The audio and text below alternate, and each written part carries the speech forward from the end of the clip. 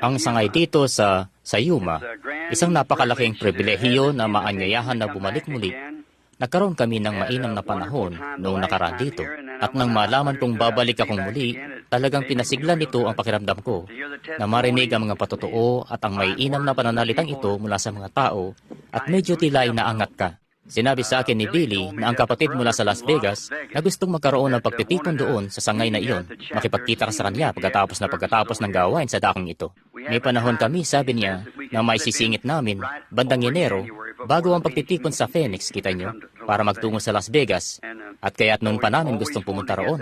Sa pagkakalam ko, naroon dati si kapatid na Art Wilson, matagal ng panahon, o maaaring naroon pa rin siya. At kanyang hiniling niyang magpunta ako, siya at si kapatid na babaeng Wilson. Hindi ako nagkaroon ng pagkakataon, kaya't marahil ito ang panahon na makakapunta ako. Makipagkita ka lang kay Billy Paul o kay kapatid na Roy Borders. Sa palagay ko'y narito siya sa kung saan. May nagsabing narito si kapatid na Roy, si kapatid na Perry, si Lee, o sino man sa kanila, masasabi nila sa iyo. Itakdaan niyo na lang ang petsa na pagpunta namin. Ngayon, nakita ko ang maraming ministro dito, kani-kanina lang, na ako'y tunay na nagagalak na makita ang mga kapatiran ko. Sana may panahon ako. Sumama sa tahanan niyo, pagkat alam kong nasa inyo ang pinakamahusay na tagapagluto sa buong bansa. Mainam yan. At ngayon, talaga naman nakadalawa na si kapatid na Perry sa gabing ito sa kanya. May 2 marka na siya laban sa kanya ngayon. Ang isa sa mga yon, pagputol sa mikroponong yon sa dako roon. Kung ikaw may sala roon, kapatid na Perry, sa tingin ko wala ka naman talagang kasalanan, ngunit yung may magsasalita sana, magandang isang yun. At kaya pagkatapos, muli, pumunta siya roon at nooy nakikipag-usap. Sabi niya, aba, sinasabi kay kapatid na Collins o sa ilan sa kanila. Sabi, masarap yung hapunan. Pero sabi, sinasabi ko sa iyo, ang lalaking yun, marahil ay isang Espanyol o anuman, o isang Meksikano. Yun ang pinakamanghang na siling natikman ko. Nagsasabi ng ganoon, at kausapan naman niya ang punong tagapagluto.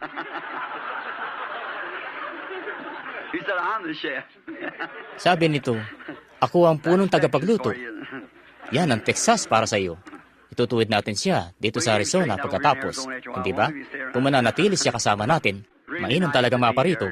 At sa palagay ko'y hindi naman mga biro ang dating yon, kundi pampatawa lang na ang Panginoon mismo ay may ugaling mapagpatawa. Alam niyo na.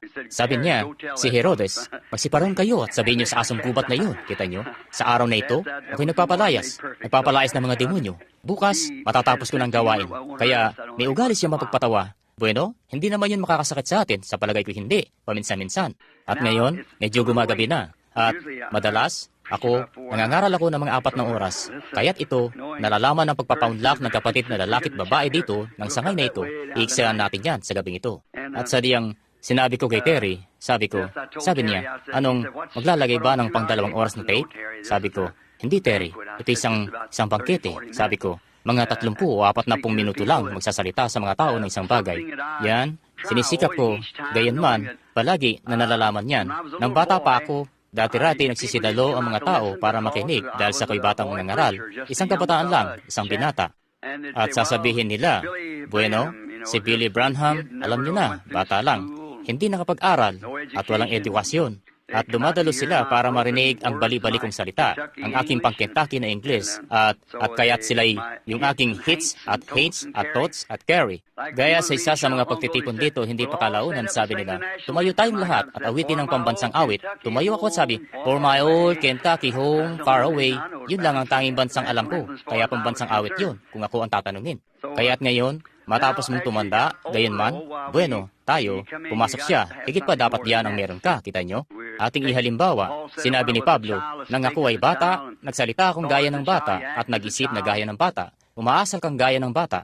Subalit habang nagkakaedad ka, saka ka magpapasimula mula sa paghakbang mo ng mga una mong hakbang at magpapagiray-giray at matutumba at tatayo at susubukang muli iyon. Pagkatapos ikaw, di naglaon, nakakalakad ka na ng tuwid.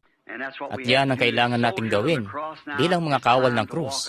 Ngayon ay panahon na upang lumakad tayo ng tuwid patungo roon sa daan tungo sa kalwalhatian. Naniniwala akong nabubuhay tayo sa mga huling yugto ng kasaysayan ng mundong ito.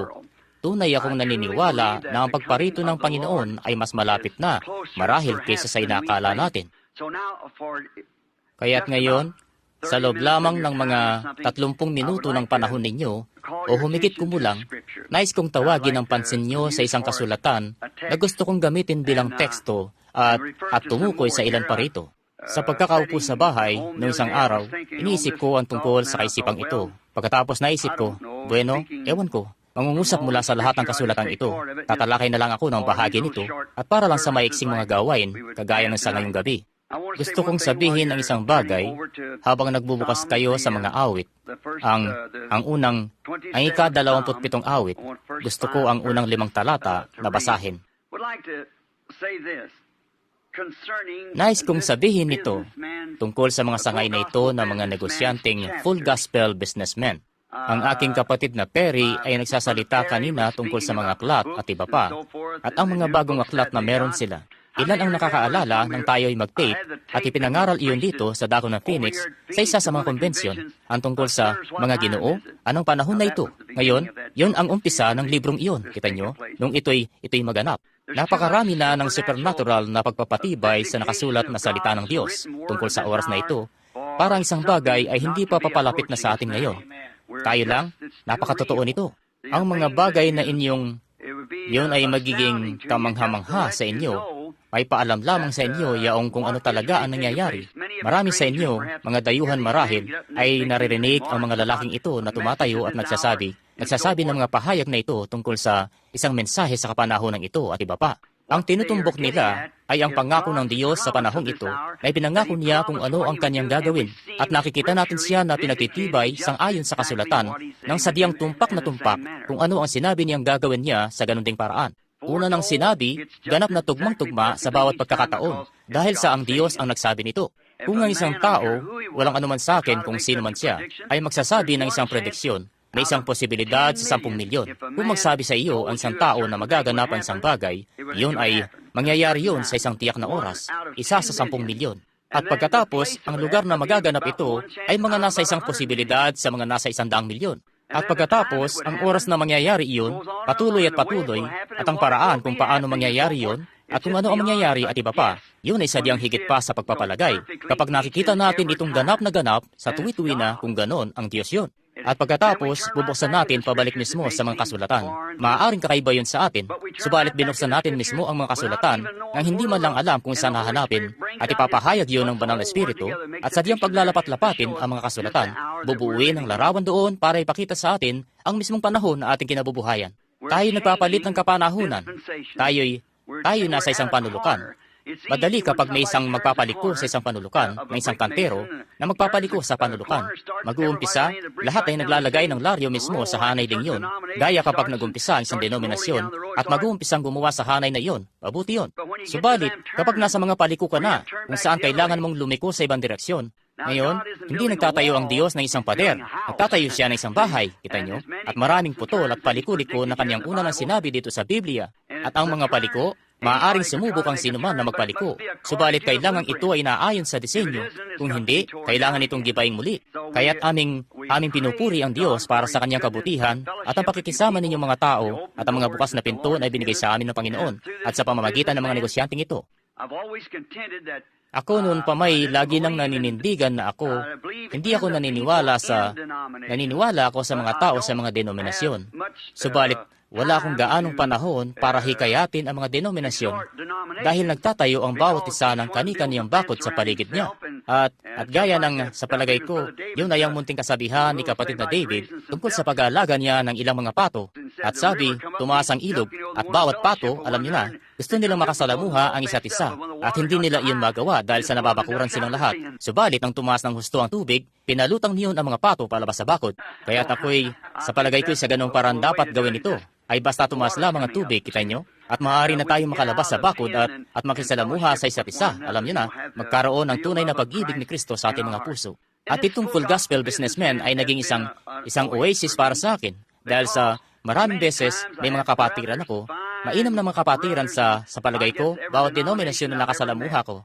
Mga Presbyterian, Lutheran, mga Baptist, mga Pentecostal, lahat ng uri ng Pentecostal, Church of God at Nazarenes, Pilgrim Holiness, may inam na mga kapatiran sa lahat ng dako. Subalit, maraming beses hindi nila ako maaaring dalhin sa kanilang komunidad dahil, kita nyo, hindi dahil sa hindi nila iyon pinaniniwalaan, kundi kita nyo, ihihiwalay sila niyon sa kanilang denominasyon. At kapag ginawa nyo yan, siyempre, yan na ang tatapos niyon. Dito, hindi pa katagalan, may Methodist na kapatiran na lumapit sa akin. Hindi ko babanggitin ang pangalan niya. Isang mabait na lalaki, nagsusulat siya ng thesis tungkol sa makalangit na pagpapagaling. At pumunta siya sa akin para sa ilang pag-uusap. Naupo kami at nag-usap saglit. Sabi niya, ang bagay lang na laban namin sa iyo, lagi mong kasakasama ang mga Pentecostal na yan. Sabi ko, kung ganoon, ang Iglesyang Methodist ang magtaguyod nito. Darating ako. Iba na yun. Kita nyo? Siya, sabi niya, bueno, siyempre ako. Hindi ako ang Iglesyang Methodist. Kabilang lang ako sa kanila. Sabi ko, yun na nga yun. Kita mo?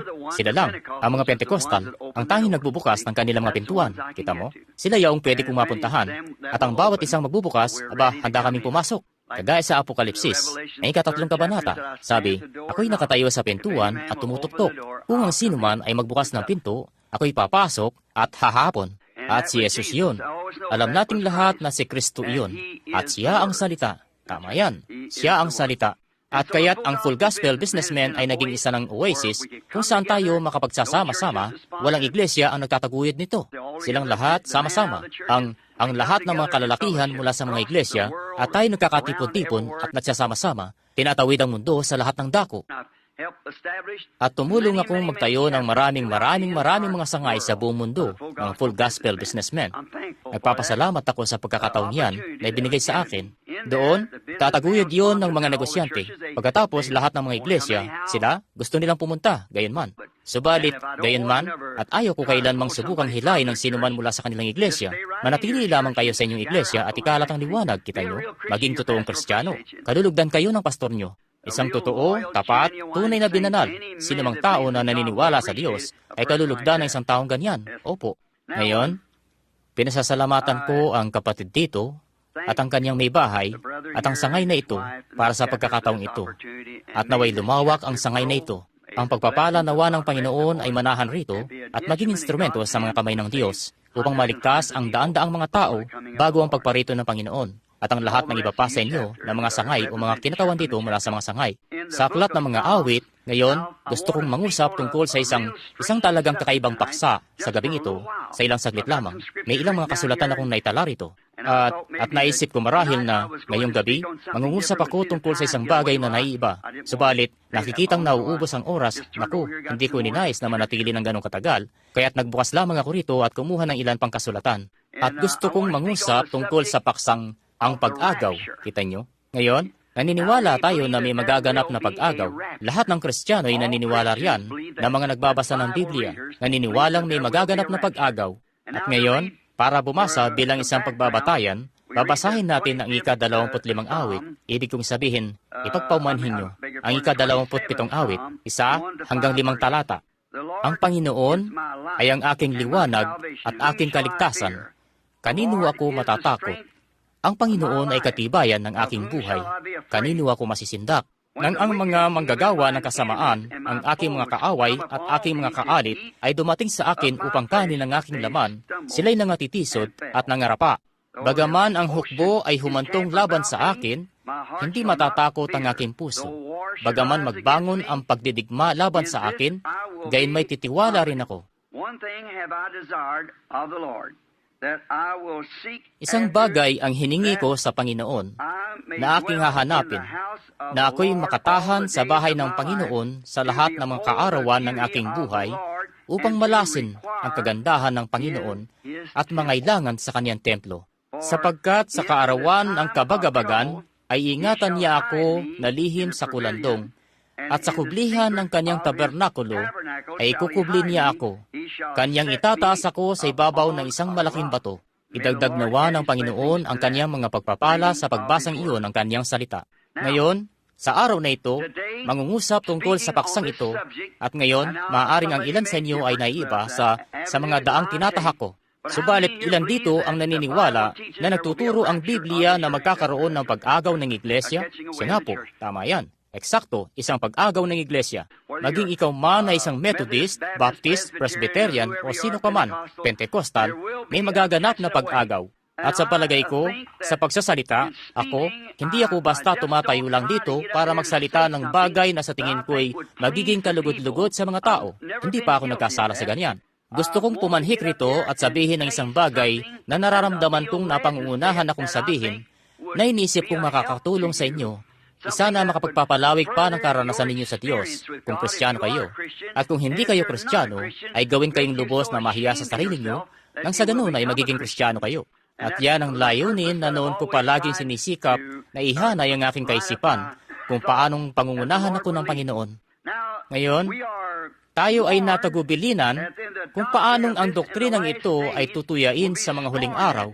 Kung ibig nyo, basahin lang natin iyon ng panandali lang. Yun ay nasa 2 Pedro, sa 3 kabanata. Bumasa tayo panandali patungkol dito. Ang 3 kabanata at ang 3 at 4 na mga talata. Tingnan natin kung hindi ito tama. Na nalalaman muna ito na sa mga huling araw ay magsisiparito ang mga manunuya na may pagtuya na magsisilakad ayon sa kani-kanilang masasamang pita. At magsisipagsabi, saan naroon ang pangako ng kaniyang pagparito? Buhat ng araw na mga tulog ang mga magulang, ay nananatili ang lahat ng mga bagay na gaya ng kalagayan nila mula ng pasimulan ang paglalang. Sapagkat sadyang nilimot nila yon na mayroong sangkalangitan mula ng unang panahon at isang lupang inanyuan sa tubig at sa gitna ng tubig sa pamamagitan ng salita ng Diyos.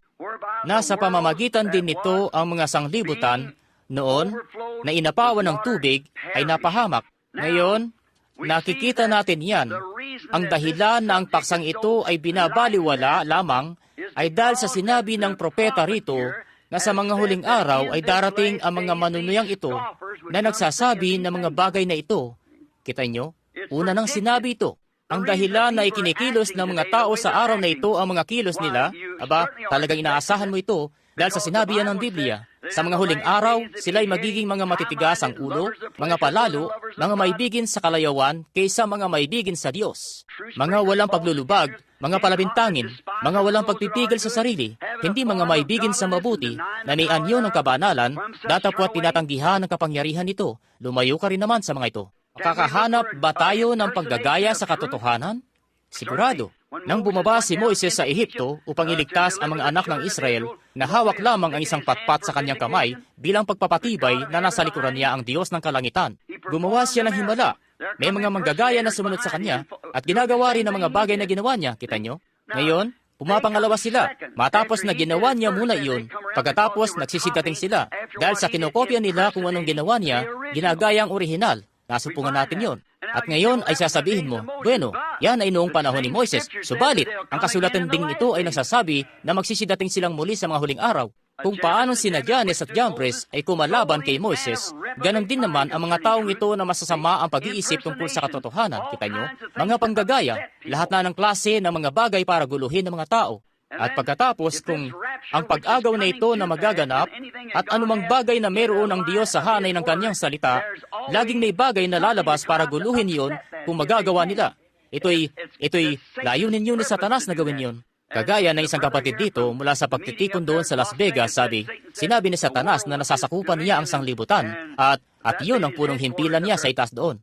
Alam kong si Satanas ang Diyos ng sanglibutan ito. Bawat bansa na nasa ilalim ng langit ay pinamamahalaan niya. Eksakto, kay Satanas ang sanglibutan ito. Subalit kukunin ito ni Jesus. Inialok niya ito sa kanya isang araw at tinanggihan niya ito. Subalit sabi niya, pagkat alam niyang siya ang tagapagmana nito sa mga panahong darating.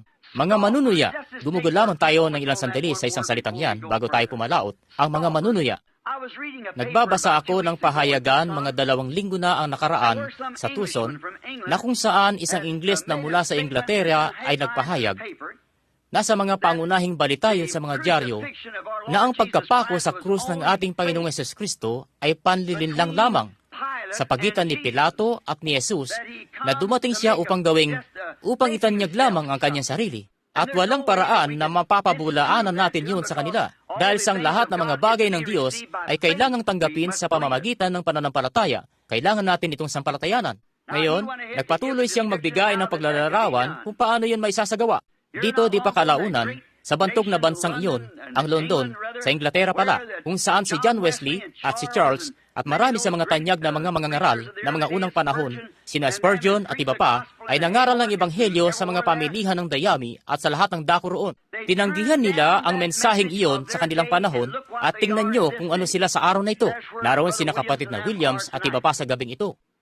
Isa na ito sa mga pinakamababang uring bansa sa mundo. Naikot ko na ang mundo, ngunit wala akong alam na anumang napakasamang katulad ng Inglaterra. Ito'y ganon din ang sabi ni Billy Graham. Aba, kinailangan niyang ilayo sa mga parke ang may bahay niya kung papaanong ang ginagawa sa pagitan ng mga lalaki at babae ay nangyayari ng lantaran sa mga parke.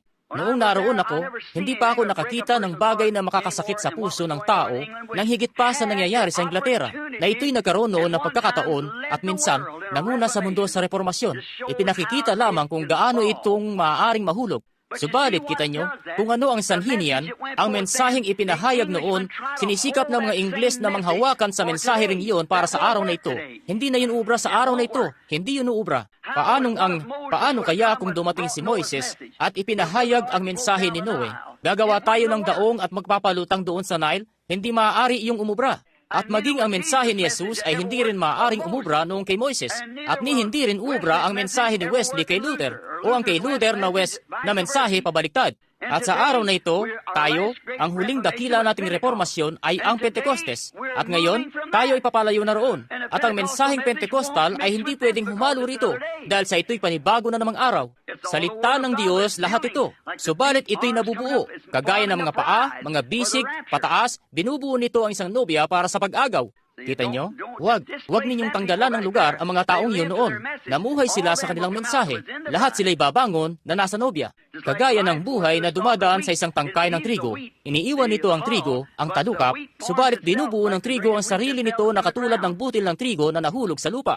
Dito hindi pa kalaunan, binabasa ko ang isang aklat na isinulat na isang aliman sa pagpuna.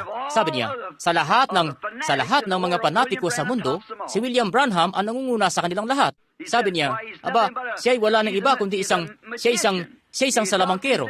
Ginagawa niya ang mga ganitong bagay, kita nyo, yung tao na hindi nalalaman. At sa gayon, yung lalaki ay isang kritiko, ni hindi siya naniniwala sa Diyos. Sabi niya, ang isang Diyos na makapananatili sa mga panahon ng kadiliman, nakalagay ang kanyang mga kamay sa kanyang tiyan, at tinatawanan ng isang grupo ng mga Kristiyano, mga ina pa naman, at ang sarili niyang mga alagad na dapat sana, mga inang may maliliit na mga anak at bagay-bagay, at hahayaang kainin sila ng mga leon, at ni hindi man lang mag-angat ng kamay. Nakita niyo na kung saan ang karnal na kaisipan, kung saan na ang edukasyon at mga bagay-bagay, hindi maunawaan ang pangitain. Kinailangan mahulog ang butil ng trigong iyon sa lupa, kung paanong kinailangan mahulog si Jesus upang bumangong maguli. Ganon din naman na kinailangan mahulog ng iglesia ng Pentecostes. Kailangan itong mabaon sa lupa sa mga kapanahonang iyon ng kadiliman. Anumang trigo na, anumang butil na nababaon sa lupa, kailangan iyong mahimlay sa madilim na kapanahunan na iyon upang umusbong. Subalit nagpasimula iyong umusbong kay Martin Luther, dumaan kay Wesley, patuloy, patungong Pentecostes, ngayon pumasok upang lumabas sa butil. At ngayon, ang mga makadenominasyong sistema na kanilang iniwan, mga tangkay sila, ganun lang. Iyon ay susunugin ang naturang sistemang denominasyon. Ngunit ang tunay na binhi ng trigo na lumabas sa bawat isa sa mga reformasyong iyon ay agawin patas sa nobya, sama-sama iyong bubuo sa nobya.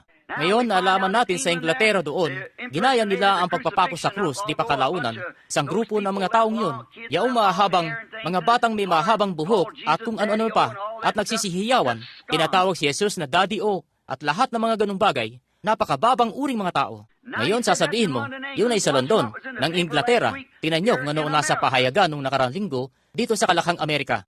Isang kilalang doktor ng dibinidad nagmula sa isang magaling na paaralan ang nagsabi na ang naturang pagpako sa krus ay huwad. Nagsabi na tinangka lang ni Jesus na gawin ang sarili niyang ganoon, na uminom siya nitong damong mandragora. At nasumpungan natin ito sa Genesis kung saan binabanggit ito. Isa itong damong katulad ng marijuana o kung anuman. Masusumpungan ito sa silangan doon. At kapag ininom mo ito, patutulugin ka nito, marahil, at tila ba ikay patay na. Biglang napayok-ayok lahat na sa loob ng 2 o 3 araw sa isang pagkakataon. Sabi niya, noong bigyan nila siya ng suka at akdo, posibleng-posible na iyon ay damong mandragora. At noong gawin nga nila, ibinigay nila iyon sa kanya at bigla siyang napayok-ayok na para bang siya'y patay na. Inilagay nila siya sa libingan at inihimlay nila siya roon. Matapos ng 2 o 3 araw, tiyak sa pagbabalik, kung gayo gising na naman siya, nasa maayos na. Sabi, nagtungo siya sa India at namatay sa kung saan man, sa isang ordinaryong kamatayan na sinisikap na manghuwad ng isang relihiyon. Unang-una na, Ang kritikong iyon, anong problema sa mga tao? Kita nyo? Sa araw lamang na ito na kinabubuhayan natin, mga mapanuya, kita nyo, ang araw upang maganap ang naturang propesiya. Naglaan ng Diyos ng kanyang salita sa bawat kapanahunan, at bawat isa sa mga kapanahunang iyon ay kailangang ihayag iyon, at siya rin naman ay una nang nagtalaga ng mga tao para sa kapanahunang iyon upang tuparin ang salitang iyon. Sa tuwing maglalaan siya ng kanyang salita, naglaan siya ng isang tao para dito. Noong inilaan niya ang panahon ni Moises, inilaan niya si Moises roon. Noong inilaan niya ang panahon na isisilang ang anak ng Diyos, inilaan niya siya para doon. Sa bawat kapanahunan, inilaan niya ang kanyang tao. Una nang itinalaga, kagaya ng sinabi ng Biblia, kung ang Diyos ay walang katapusan, dakila sa lahat, makapangyarihan sa lahat, alam ang lahat ng dako, alam ang kalahat-lahatan, alam niya ang lahat ng bagay mula sa pasimula. Kaya alam niya, walang anuman na nawawala sa ayos. Tayo lang ang nag-iisip ng ganoon. Lahat ay gumagana. Tumingin pabalik sa kanyang salita at tunghayan kung ano ang kanyang ginagawa, kung gayon mapag-uunawa natin. Ngayon, isipin lamang. Sa una pa lang, kung naisip lang sana ng ministrong yun, nang inilagay nila ang suka at apdong yun sa kanyang bibig, idinura niya yun. Hindi niya yun nilunok sa una pa lang, kita nyo? Mga manlilibak lamang na nagsisilitawan. Isa pang bagay, paanong itong si Jesus na taga Nazaret, paanong tumugma ang buhay niya sa bawat propesiya ng lumang tipan? Paanong nangyari yun? Hindi sana nangyari yun, maliban na itinalaga iyon ng Diyos. Umakma ang buhay niya sa bawat propesiya ng lumang tipan. Isa pang bagay, kung pinakunwa siya ng mga disipulong iyon ng ganoon, bakit namatay ang bawat isa sa kanila sa pagkamartir na kamatayan? At maging si Apostol Pedro ay nagsabi, ipatiwarik niyo ako. Hindi ako karapat-dapat na mamatay ng gaya niya. Kung paanong kinuha nila si Andres at ipinatagilid siya sa krus, sila, bawat isa, sinelyuhan ng kanilang patutuo ng kanilang sariling dugo. Sinampalatayanan nila siya at minahal siya, at ibinigay nila ang kanilang buhay para sa kanya. Kung siya ay isang manghuhuwad, paano nila magagawa yun? Kita nyo, ang espiritual na aplikasyon, hindi yun naunawaan ng mga tao. Ito ang isang kilalang tao rito, hindi pa katagalan, isang kilalang rabay na nagsulat na, si Moises, habang nagdaraan sa dagat na pula, sabi, hindi talaga yung tubig. Ang mga tubig ay hindi kailanman naging pader. Sabi, kung ano iyon, doon sa kabilang dulo ng dagat na pula ay may kumpol ng tambo. At tumuan siya sa mga pangtubig na tambo. Sa mga tambo ng tubig, walang tubig doon. Isang kumpol lang ng mga tambo. Isang karagatan ng mga tambo ang dinaanan nila. At maraming mga ngaral ang naniniwala roon. Sila at tinanggap yon. Dito di pa kalaunan, nung kumailan lang ang unang astronaut, bumalik siya at wala siyang nakitang anuman na sa Diyos. Maging mga ministro ay napaikot niyon. Inakala nilang ang Diyos ay nakatira mismo sa isang dako sa taas roon. 150 milya ang taas. Aba, naku, gaanong ginawa ng edukasyon at karunungan ng iglesia na isa ng kumpol ng mga ragwid. Ang edukasyon nito at ang sistema ng edukasyon, ang agham at kabihasnan ay sa Diablo. Ito ang sibilisasyon ng Diablo. Sinabi nga ng Biblia ang gayon. At ang sibilisasyon natin na darating ay walang kinalaman sa sibilisasyong ito man lang. Wala nito man lang. Magkakaroon ng kakaibang sibilisasyon. Sa sibilisasyong ito at makaagham na sanlibutan ito na meron tayo. Kung saan na mas lalong lumalago ang siyensya, na nagiging mas siyentipiko pa tayo, ay mas lalo pa tayong pumapalaot sa mga bagay ng kamatayan, sa mga patibong para pumatay at lahat na. Sa bagong sibilisasyong iyon, wala ng kamatayan, wala ng karamdaman, paghihinagpis o wala ng sakit, kita nyo? Wala rong ano paman. Kaya kailangang sirain ang sibilisasyong ito. Dahil sa ito'y sa Diablo. Napag-alaman natin na sa Genesis 4 na pinasimulan ng lahi ni Cain ang sibilisasyon sa pagtatayo ng mga bayan at mga syudad at iba pa, at mga instrumentong pangmusika at naging sa siyensya, at lalong napalayo pa ang mga tao sa Diyos, gayon may mga reliyoso. Subalit nang dumating ang lahi ni Seth, nagsimula silang lumapit, tumawag sa pangalan ng Panginoon. Pag-usapan nga naman ng isang mapanlinlang. Hindi ako naparito para saktan ang damdamin ni naman. Magsalita ng isang bagay tungkol sa isang iglesia. At kung narito kayo at kabilang sa iglesyang ito, hindi ko sinasabi ito para saktan ang inyong damdamin, pagkat maraming mabubuting tao roon na kagaya sa ibang mga iglesia. Subalit nagbabasa ako sa report noong nakarang linggo kung saan ang iglesyang Katoliko ay nagbitiw ng isang pahayag at nakikita natin kung saan silang lahat ay nagsasama-sama na ngayon sa napakalaking konsehong ekumenikal at kung ano pa, sadyang isinasakatuparan kung ano ang sinabi ng Biblia na gagawin nila, sadyang tugmang-tugma. Ngayon, nalaman natin sinabi nila, ang Biblia, ang ilan sa mga protestante ay nais manghawakan sa Bibliang iyon. Sabi, ang Biblia ay walang anuman kundi isang aklat lamang, isang kasaysayan ng iglesia, at wala sila niyon sa literatura hanggang sa mga 250 taon ng nakararaan. Noon pa'y laging ang iglesia na. Sabi, ang iglesia yun, hindi ang Biblia. At ang Biblia ay kasaysayan lamang ng ginawa ng iglesia. Anong tusong kasinungalingan yun? Taglay na natin ang Biblia sa loob ng 3,000 taon. Ang lumang tipan ay naisulat na sa kasulatan ng daan-daang taon bago pa ang pagdating ni Kristo. Isa lamang tusong bagay ng Diablo. At nalaman natin sa araw na ito, kapag ang malawakang panunuyang ito at ginagawang katatawanan ang Biblia at sinisikap na itulak ito palabas, kailangang hatulan ng Diyos ang iglesia sa pamamagitan ng isang bagay. Hindi siya maaaring maging makatuwiran. Hindi sila maaaring pumunta sa kalsadang ito at dakpin ako at sabihing tumatakbo ako ng 30 milya bawat oras sa isang pang 20 milyang zona, malibang may bagay doon na magsasabi sa akin na pinahihintulutan lamang ako magpatakbo ng 20 milya. Dapat naroon yun. At hahatulan ng Diyos ang iglesia, hahatulan ng mga tao, balang araw, alam natin yun, may paghatol na paparating. Kaya kung hatulan niya ito sa pamamagitan ng Iglesyang Katoliko, aling Iglesyang Katoliko? Kung hatulan niya ito sa pamamagitan ng Methodist, ang Baptist ay wala na.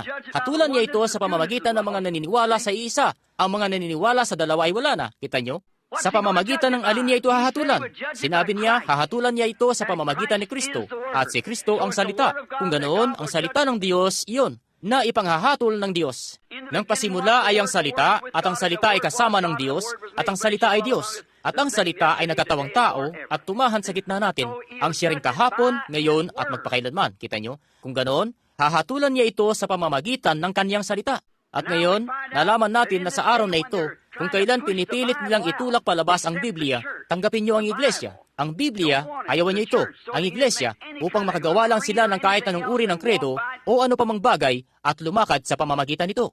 Bueno, gaya ng sinasabi ko nung nakarang gabi sa Shreveport, sa komunyon, kapag pinatay nila ang korderong handog na iyon, dapat ay walang lebadura sa gitna nila. Sa loob ng 7 araw, walang lebadura, walang tinapay na may lebadura, lahat dapat ay walang lebadura.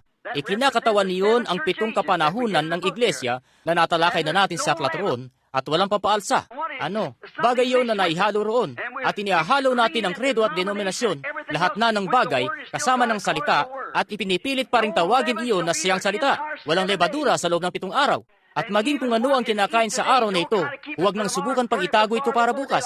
Sunugin ito ng apoy, bago magbukang liwayway, sapagkat may bagong mensahe na darating at isang bagong bagay. Kita nyo? Pilit na pinatatagal iyon.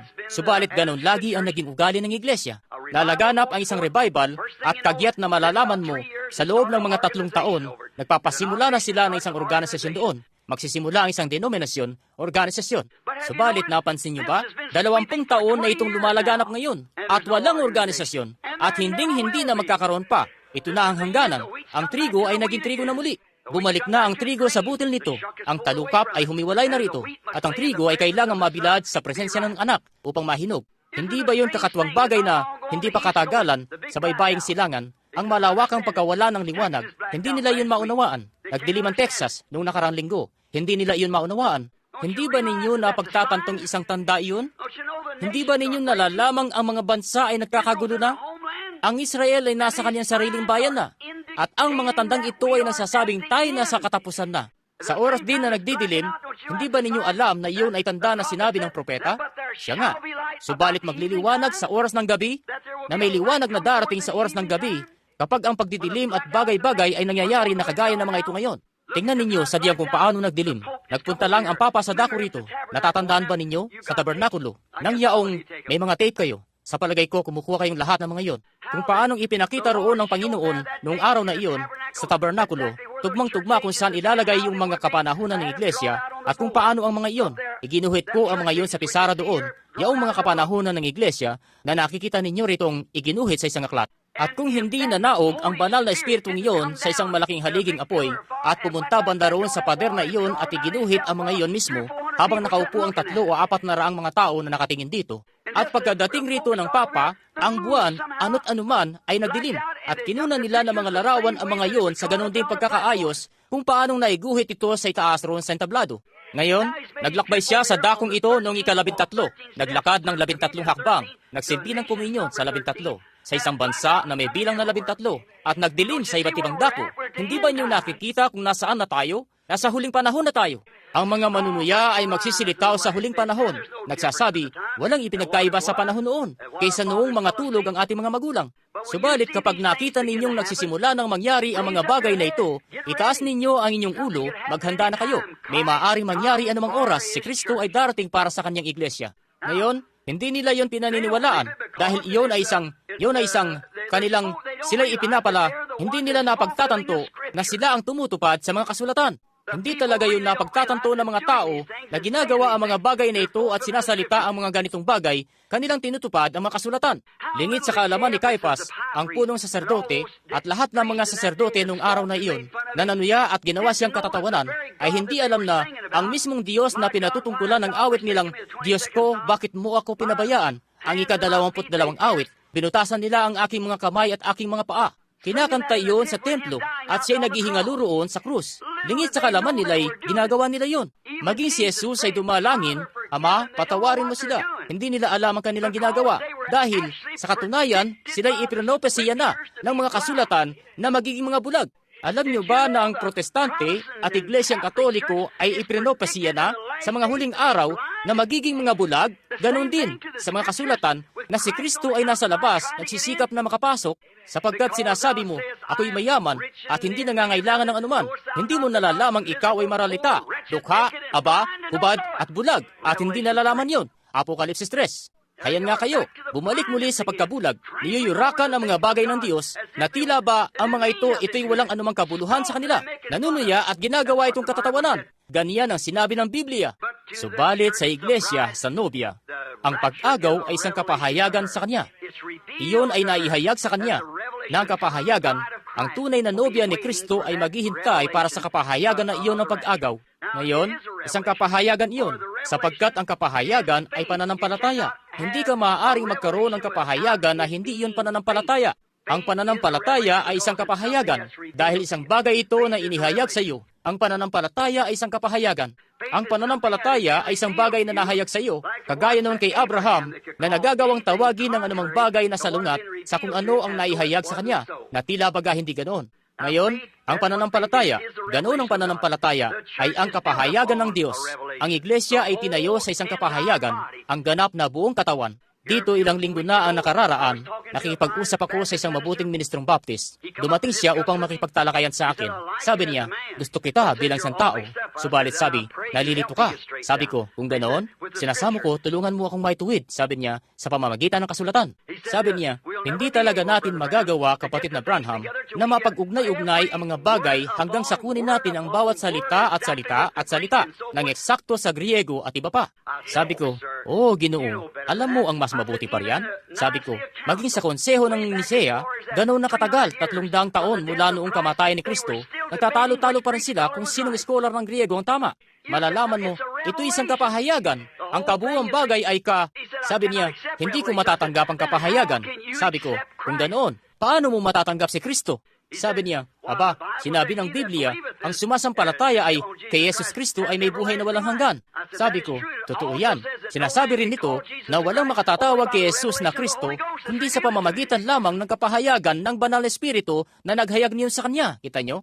Hayan nga kayo, bumalik sa kapahayagan muli. Bumalik mismo sa kapahayagan. Kailangan na maihayag yon sa Biblia. Walang Bibliang nabasa si Cain at Abel, subalit nahayag yon kay Abel sa pamamagitan ng pananampalataya na isang kapahayagan. Naghandog si Abel ng mas mabuting hain kaysa kay Cain, na pinatotohanan ng Diyos na siya'y matuwid. Noong tinanong si Jesus dito, Mateo 16:17 at 18, wala na tayong oras para basahin ito. Subalit kung gusto niyo itong isulat, sabi niya, ano baga ang sabi ng mga tao kung sino ako na anak ng tao? Isa sa kanila ang nagsabing, ikaw si Moises, Elias o iba pa. Sabi niya, subalit anong sabi ninyo kung sino ako? Sabi niya, ikaw ang Kristo, ang anak ng buhay na Diyos. Sabi niya, mapalad ka, Simon, na anak ni Jonas, sapagkat hindi ipinahayag sa iyo ito ng laman at dugo. Ang aking amang nasa langit ang nagpahayag nito sa iyo. Sa ibabaw ng batong ito, ang espiritual na kapahayagan kung sino ang Diyos, kung sino si Jesus. At siya ang kapahayagan ng Diyos, ang Diyos na nagkatawang tao at ipinahayag sa sanglibutan. Siya ay nasa sanglibutan. Ang Diyos ay na kay Kristo. Pinakipagkasundo ang sanglibutan sa Kanya. Ipinahahayag kung ano ang Diyos sa katawang laman. Ikaw ang Kristo, ang siyang pinahiran, ang anak ng Diyos. Sabi niya, hindi ipinahayag ito sa iyo ng laman at dugo, kundi ng aking amang nasa langit ang nagpahayag nito sa iyo. Sa ibabaw ng batong ito ay tatayo ko ang aking iglesia, ang kapahayagan ng salita sa kapanahunan nito. Itatayo ko ang aking iglesia at ang mga pintuan ng Hades ay hindi makapananaig laban dito. Ang aklat ng Apokalipsis ay ang huling aklat ng Biblia. Iyon ay selyado sa mga hindi mananampalataya. Doon sinasabi ng Biblia sa ika-22 kabanata Sino man ang mag-alis ng isang salita mula rito o magdagdag ng isang salita rito, aalisin ko ang kaniyang bahagi sa aklat ng buhay. Napagtatanto natin na, kung ganoon, itong lahat ay ibinigay sa mga mananampalataya. At binubuksan nito ang aklat ng Apokalipsis at ipinahahayag kung sino ang may akda ng buong aklat na ito. Dapat siyang tanghalin bilang Alpha at Omega mula sa Genesis hanggang sa Apokalipsis. Si Jesus Kristo pa rin, tuloy-tuloy hanggang sa dulo. At ipinahahayag ang kaniyang buong hiwaga ng kaniyang sarili at ang mga plano niya para sa kaniyang mga kapanahunan ng iglesia na darating at sinelyuhan doon sa pamamagitan ng 7 tatak. Ngayon, isinulat ang aklat. Subalit ganon pa man, alalahanin, sinelyuhan iyon ng 7 tatak. At ang 7 tatak na ito ay hindi bubuksan, Apokalipsis 10, hanggang sa pag-ihip ng huling panlupang anghel sa lupa, Apokalipsis 17, kita nyo? At sa mga araw ng pag-ihip ng mensahe ng huling anghel, ika-7 anghel, kung gayoy mahahayag na ang hiwaga ng Diyos sa kapanahunang iyon. Iyon at iyon ang kapanahunang ating kinabubuhayan. Alam nating lahat na nabubuhay tayo sa kapanahunan ng Laodicea. Wala nang iba pang susunod na kapanahunan rito, hindi maaari. Kaya nabubuhay tayo sa kapanahunan ng Laodicea. At ang 7 tatak na ito na nagselyo sa aklat na iyon ay isang hiwaga sa mga tao ay dapat na mabuksan na sa araw na iyon. Iyon ang ipinangako niya. Ngayon, hindi iyon bagay na labas sa salita dahil hindi ka maaaring magdagdag sa salita o mag-alis sa salita. Kailangang manatili iyong laging ang salita. Subalit ang kapahayagan ay upang ipahayag ang katotohanan nito kung ano ito para lumapat ito sa lahat ng iba pang kasulatan. At pagkatapos, pinagtitibay iyon ng Diyos bilang katotohanan. Kita nyo? Hindi kailangan ng Diyos ng tagapagpaliwanag. Siya mismo ang kanyang sariling tagapagpaliwanag. Ginagawa niya ang kanyang sariling pagpapaliwanag sa pamamagitan ng pagtupad sa mga bagay na sinabi niyang mangyayari.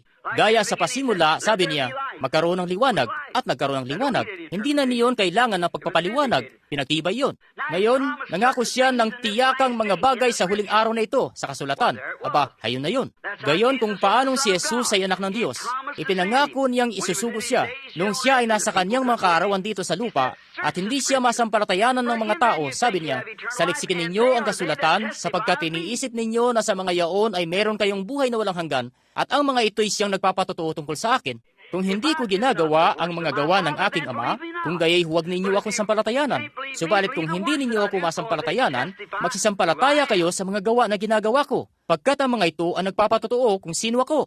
Bueno, noon sa panahon ni Wesley, ang mga gawang ginawa niya ang nagpatotoo kung sino siya. Sa kapanahonan ni Luther, noong Reformasyon, aba, tiyak pinatotohanan nito kung sino siya. Sa mga kaarawan ng mga Pentekostal, ang pagpapanumbalik ng mga kaloob, ang pagpapanauli ng mga kaloob, ang pagsasalita sa iba't ibang wika, at pagpapalayas ng mga demonyo, at ang mga kaloob, abay nagpatotoo ito. Walang biro-biro tungkol dito. Sabi ng mga tao, noong unang lumitaw ito, binasa ko ang mga aklat tungkol sa kasaysayan ng Pentekostes. Sabi nila, hindi nito kayang tumagal. Mawawala ng apoy nito. Nagliliya pa rin ito. Bakit? Dahil sa hindi mo iyon maapula. Sinabi ng Diyos na darating iyon. Iyon ang bahagi ng salita. At hindi mo na iyon maapula pa. At pagkatapos kapag tinatawag na ang nobya, paano mo iyon maapula? Iyon ang kapahayagan ng kahayagan ng salita na pinatotohanan. At nabubuhay tayo sa araw na iyon. Papuri sa Diyos. Ang kapahayagan ng hiwaga ng kanyang sarili. Ngayon, ang pag-agaw ay tanging, ang pag-agaw na ito na pinag-uusapan natin ay para lamang sa nobya. Alalahanin, sinabi ng Biblia, at ang iba sa mga patay ay hindi nabuhay hanggang sa natapos na ang 1,000 taon. Ang dakilang pag-agaw na ito. Kung walang pag-agaw, mga kaibigan, nasaan na tayo? Anong gagawin natin? Anong kapanahunan na ang kinabubuhayan natin? Anong pangako ang taglay natin? Magkakaroon ng pag-agaw. Sinasabi ng Biblia na magkakaroon nga, at iyon ay para lamang sa mga itinalaga, sa hinirang na binibini, sa nobya sa araw na ito, na hinugot na palabas ang iglesia. Ang mismong salitang iglesia ay nangangahulugang tinawag palabas sa kung paanong tumawag si Moises ng isang bayan mula sa isang bansa, ay gayon din na tumatawag ang Espiritu Santo ng isang nobya palabas sa isang iglesia palabas sa isang iglesia. Mga miyembro mula sa bawat denominasyon bumubuo ng isang nobya, punong kahoy na nobya. Yon ay nasa tape na, ang punong kahoy na nobya. Isang nobya na lumalabas sa pagtawag, at yon ang siyang punong kahoy na nobya. Ang nobya, ibig ko sabihin, ang siyang sasama sa pag-agaw. Na mag-isa, wala nang iba kundi ang nobya lang. ang mga pinili na ng una pa'y kilala na ng Diyos mula pa sa pasimula, ang espiritual na mga binhi ng Ama. Hayang huminto ako dito panandali at ako'y patuloy na ninenervyos. Iniisip na pananatilihin kayo na masyadong matagal. Subalit pansinin, tingnan, bawat isa sa inyong mga tao. Alam nyo ba, mga taon ang nakararaan, bago kayo isinilang, naroon na kayo sa inyong Ama bilang isang binhi? Tama yan, isang binhi, isang punla ang nasa inyong Ama noon. Nagmumula sa lalaki, hindi sa babae. Kita nyo? Ang babae ang naglalaan ng itlog, isang punlaan. Subalit ang binhi ay nanggagaling sa, ngayon halimbawa, sa aking ama o ang anak kong lalaki na nakaupo dito. Noong 16 na taon ako, ang anak ko ay nasa akin na. Hindi ko siya kilala noon, subalit nandun na siya. Ngayon, sa pamamagitan ng isang punlaan, sa pamamagitan ng banal na pagkakasal, nabuo siya sa larawan ko. Kilala ko na siya, makakasalamuha ko na siya, at sadyang dumating siya sa oras na nasa tamang panahon na. Ngayon, ganoon ka rin noon na naroon na. Kung taglay mo ang buhay na walang hanggan, ikaw noon ay isang nasa Diyos na bago pa man magkaroon ng sanglibutan. Isa kang bahagi, isang anak ng Diyos, isang katangian ng Diyos. Alam niya ang mismong kapanahunan na darating ka. Tinalaga ka niya para sa panahong iyon, para kunin ang lugar na iyon, at wala nang iba pang makakakuha nito. Kahit na gaano pa karami ang panggagaya at bagay-bagay, darating ka nga, dahil sa alam niyang darating ka. Ngayon, nahayag ka na. Ngayon, maaari mo na siyang makasama at yun ang gusto niya. Nasasabik siya sa pakikisama, ang sambahin. Subalit, kung ang buhay mo ay hindi, noon pa isa ng katangian ng Diyos, isang manggagaya ka lang ng Kristyanismo. Kita nyo? Magkakaroon ng milyon-milyon at bilyon-bilyon nila. Mga manggagaya lang sila ng Kristyanismo. Isang pagpansin na sinabi ko kamakailan lamang, pinapanood ko noon si kapatid na Demos Shakarian, banda roon, noong nag-hybrid sila ng baka. Minamasdan ang mga tubo na pinagsusurian at iba pa na kinukuhan ng mga doktor at pinapanood ang mga bagay na ito. Sa literal na inilalabas ng lalaki, mayroong humigit kumulang 1 milyon na mga binhi na lumalabas mula sa lalaki ng minsanan at humigit kumulang 1 milyong itlog ang nagmumula sa babae sa isang pagkakataon. Subalit alam ba nyo, sa lahat ng mga mumunting binhing paikot-ikot, 1 milyon sila, isa lamang sa kanila ang itinalagang mabuhay at may isang itlog lamang na maaring mabuo. At ang munting binhing iyon ay gagapang sa bawat isa sa kanila na mga mumunting binhi sa ibabaw ng bawat munting binhi na kamukhang-kamukha niya at papaibabaw roon at pupunta rito at hahanapin ang itlog na iyon na maaring mabuo at gagapang papasok rito at pagkatapos ang lahat ng iba pa sa kanila ay mamamatay. Aba, tungkol sa panganganak ng isang birhen, hindi pa nangangalahati ang hiwagan yon sa pisikal na kapanganakan kung paano yun ay tinakda na noong una pa, itinalaga na ng Diyos. Ngayon, sa pasimula, noon pa man, maraming taon na bago pa man nagpasimula ang panahon, kung ikaw ay isang Kristiyanong ipinanganak na muli sa gabing ito, nasa Diyos ka na noon na iyong Ama. Iyon ang dahilan. Noong dumating ka sa buhay na ito rito at nagpahayag ng paniniwala sa Kristyanismo, lahat ay magulo. Nagtaka ka kung bakit ganito at lahat ito. Pinagtakhan mo ito. Subalit isang araw, may bagay na nakakuha ng pansin mo. Ano ito? Ang buhay na iyon na naroon mula pa ng simula. At kung ito, katulad ng muntikong kwento tungkol sa agila, sa paghahanap nito, ang paghahanap ng nanay nito sa agila, narinig na niyo akong nangaral tungkol doon. Kung paanong ang inakay ng agilang iyon ay napisa sa lilim ng isang inahing manok, subalit siya, ang mga gawin niya ng pagpapakain sa mga iyon, ang mga manok na iyon, hindi iyon makain ng inakay na agila dahil sa hindi siya manok, unang-una na. Gayunman, naroon siya sa naturang kulungan kasama ng mga manok at sinusundan ang manok. Subalit ito'y kakalahig sa bakuran ng kamalig at kung ano-ano pa at hindi makatagal roon ang inakay na agila. Subalit sa tuwing ito ay kumukurok at lahat ng mga mumunting sisiw ay sumasama, kaya't sumasama rin siya. Subalit isang araw, alam ng nanay niya na nangitlog siya ng 2 itlog, hindi isa. Tiyak na mayroong isa pa sa kung saan man. Hinanap niya ito. Lumilipad-lipad sa palibot, paikot-ikot. Sa wakas, napunta siya sa bakuran ng kamalig at natagpuan niya ang kanyang inakay at sumigaw siya sa kanya. Yun ay isang tinig na napagtanto niyang yun ang bagay na akma. Yun ang hinahanap niya, kita niyo? At noon niya napagtanto na hindi siya isang manok, isa siyang agila. At ganyan bawat Kristiyanong ipinanganak na muli. Kapag dumating ka, wala sa akin kung ilan mang denominasyon ang inaniban mo, ilang pangalan ang inilalagay mong pangalan sa mga aklat at bagay-bagay. Kapag ang tunay na salitang yan ng Diyos ay pinagtibay at pinaging totoo sa harap mo gaya niyon, mapagtatanto mong ikaw ay agila doon mismo. Dahil lahat ng ito na pagkukurok ng manok, umanip ka sa ganito at umanip sa ganito at pumunta ka sa ganito at sa ganoon, walang kabuluhan yun. Ito'y tunay, ipinapatong ang salita sa salita. Kapag ang isang binhi ay pumapasok na sa sinapupunan ng babae, hindi niyon kinukuha, ikaw hindi ka naging binhi na tao mula sa iyong ama, at pagkatapos ang sunod na bagay ay naging isa kang binhi mula sa isang aso, at ang sumunod mula sa isang pusa, ang sumunod mula sa isang manok. Binhi lang iyon ng tao. At ang katawan ni Yesus Kristo, ang nobya, ay magiging bahagi ng katawan niya, na siya ang salita, at ang nobya ay magiging salita. Salita na ipinapatong sa salita, ipinapatong sa salita. Ang sa kay Luther na pag-aaring ganap, ang sa kay Wesley na pagpapabanal, ang bautismo ng Espiritu Santo ng Pentecostal, ang pagpapanumbalik ng mga kaloob, at lahat ng iba pa rito ay kasama nito. Kita nyo? Dapat ito'y salita sa ibabaw ng salita, binhi sa ibabaw ng binhi, buhay sa ibabaw ng buhay, upang mahayag ang ganap na kapuspusan ng nobya ng Panginoong Yesus Kristo. Ngayon, tandaan, ikaw ay isang katangian noon.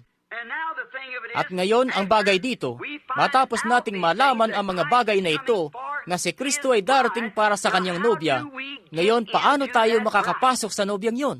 Yan ang tanong. Marami ang nagsasabi, sumali ka sa kongregasyon namin. Isa sa kanila ay nais ng isang uri ng bautismo. Gustong gawin ito o iyon ng isa. Sabi ng isa, dapat magsalita ka sa iba't ibang wika. Kung hindi, ay wala ka niyon. Sabi ng isa pa, hindi mo kailangang magsalita sa iba't ibang wika. Sabi ng isang ito, dapat kang magsayaw sa espiritu. Ika nito, dapat kang humiyaw. Ito, may sensasyon. Lahat ng iyon ay mabuti. At pagkatapos gayunman, mali itong lahat. Paano ng isang lalaking o isang babae o isang anak ng Diyos na ipinanganak ng Espiritu ng Diyos ay itatanggi ang salita ng Diyos? Gayong ipinapaliwanag mismo ng Diyos at sinasabing, ito na yon, ipinangako ko ito, heto na ito, ipinapakita ito ng sadyang napakalinaw na magagawa nito. Aba, makikita at makikita nila ito. Kita nyo? Paanong itatanggi ni Kristo ang sarili niyang salita? At kung si Kristo ay nasa inyo, hindi nito maitatanggi ang kanyang sariling salita. Kung ganoon, papaano tayo makakapasok sa katawang ito? Unang mga taga-Korinto 12, sa pamamagitan ng isang espiritu ay binabautismuhan tayong lahat tungo sa katawang ito, sa pamamagitan ng isang bautismo ng Espiritu Santo. Yan, kung gusto niyong isulat yan, yun ay unang mga taga-Korinto 12:13. At sa pamamagitan ng isang espiritu, ay binautismuhan tayong lahat. At ang Espiritu ay ang buhay ni Kristo. Tama ba yun? Ang buhay ni Kristo. At ang buhay ng anumang binhi na siya ang binhing salita, bumubuhay sa binhi. Nakuha nyo?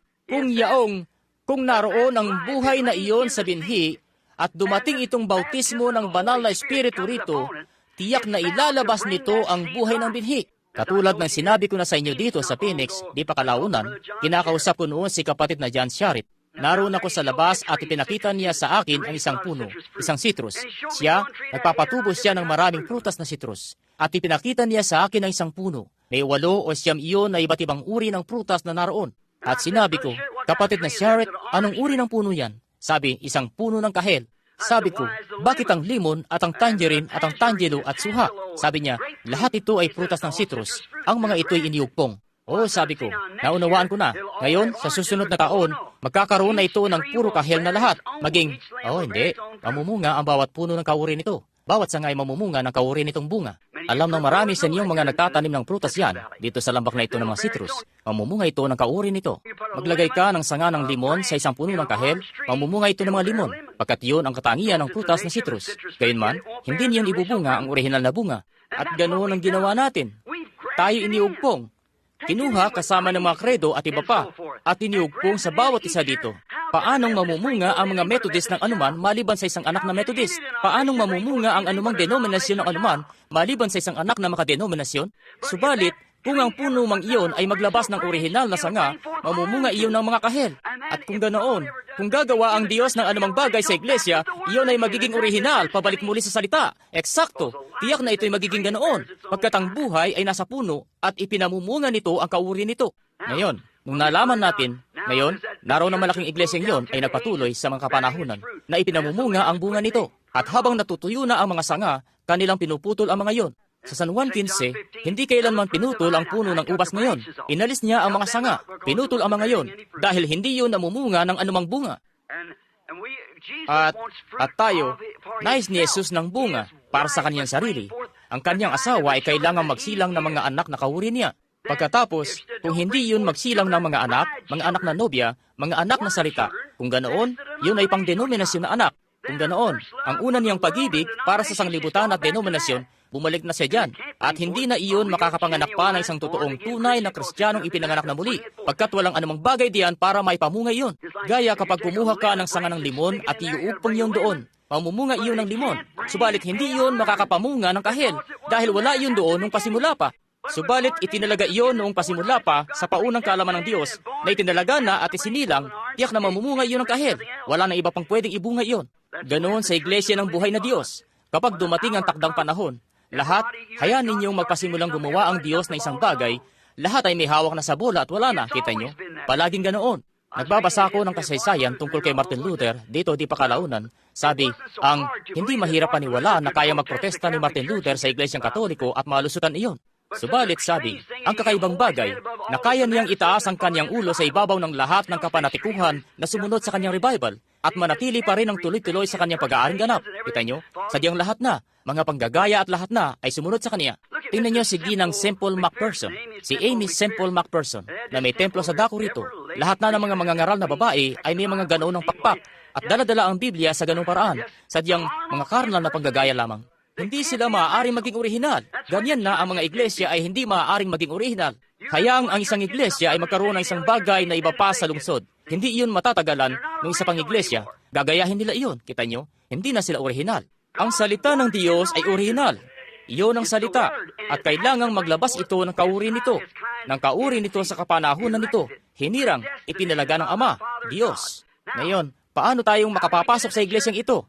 Sa iisang espiritu, tayong lahat ay nabautismuhan sa iisang katawan. Katawan ni Kristo, na ito'y ang nobya, ang salita. Binautismuhan roon sa pamamagitan ng Espiritu Santo. Ngayon, pansinin natin kung nasa huling kapanahunan na nga ba tayo o hindi pa. Ngayon, nalaman natin kung babalikan natin ang Henesis tungkol sa mga ika-5 kabanata. Maaari din kayo magbukas ng Lucas para malaman na si Enoch ay kapito mula kay Noe. Si Enoch, diyan natutunton ang binhi ng serpiente, sapagkat kung anak ni Abel si Cain, kung ganoon siya ang ika-8. Kita nyo? Subalit wala saan man sa Biblia na sinabi na si Cain ay anak ni Abel, o si Cain o anak ni Adan si Cain. Dahil sa sinabi ng Biblia, siya ay sama-sama, at si Adan ay hindi yaong masama. Kita nyo? Siya ay sama-sama. Ngayon, nasumpungan natin dito na si Enoch ay ang ika-7 mula kay Noe, na isang tipo ng mga kapanahunan ng iglesia.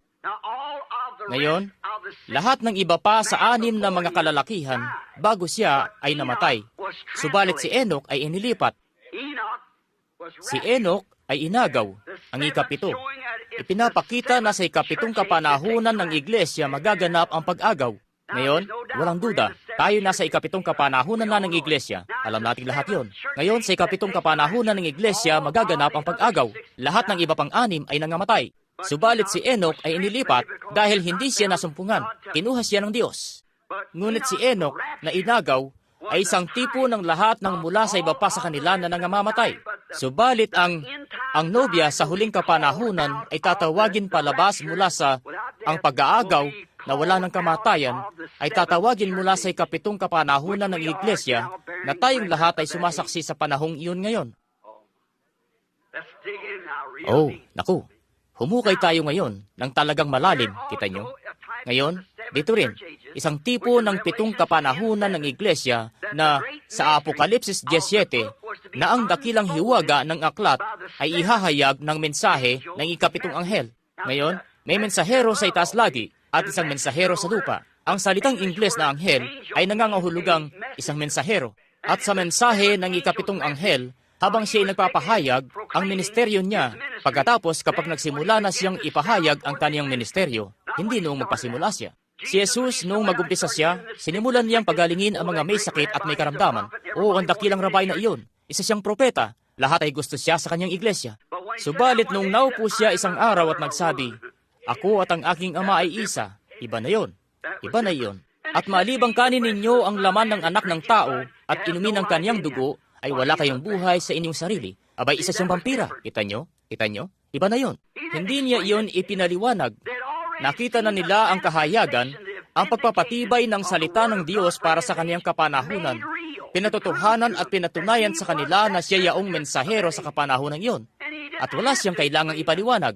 Maaaring hindi iyon kayang ipaliwanag ni yaong mga disipulo, subalit sinampalatayanan nila iyon. Kaya man nilang ipaliwanag iyon o hindi, nanatili pa rin sila at sinampalatayanan iyon. Paano nila masasabi kung kakainin nila ang laman niya at iinumin ang dugo niya? Aba, imposibleng magawa nila iyon. Subalit sinampalatayanan nila ito dahil itinalaga sila. Sinabi ni Jesus na kanyang pinili sila bago pa ang pagkatatag ng sanglibutan. Kita nyo? Sinampalatayanan nila ito. Kaya man nilang ipaliwanag ito o hindi, sinampalatayanan pa rin nila ito. Ngayon, masdan. Ngayon, sa ikapitong kapanahunan ng iglesia, kapag nagpasimula ng umihip ang ikapitong anghel, ang mga hiwaga ng Diyos ay yahayag na roon mismo. Ang mga tatak, iyon ang mga reformista na noon nagkapanahon sila. Hindi gaanong nabuhay ng matagal si Luther, maging si Wesley. Ang mga kapanahunan ay hindi gaanong nagtagal, yaong mga reformista.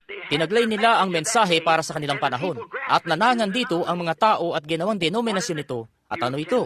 Hindi ninyo madadaig ang kalikasan. Nagpapatotoo palagi ang kalikasan. Kumikilos ang Diyos na walang pagbabago tulad ng kalikasan. Gayon nga ito. Gaya ng araw. Ang araw ay bumabangon sa umaga. Ito isang munting sanggol na isinilang. Mahina ito. Wala pa itong ganong init. Alas 10, palabas na ito sa high school.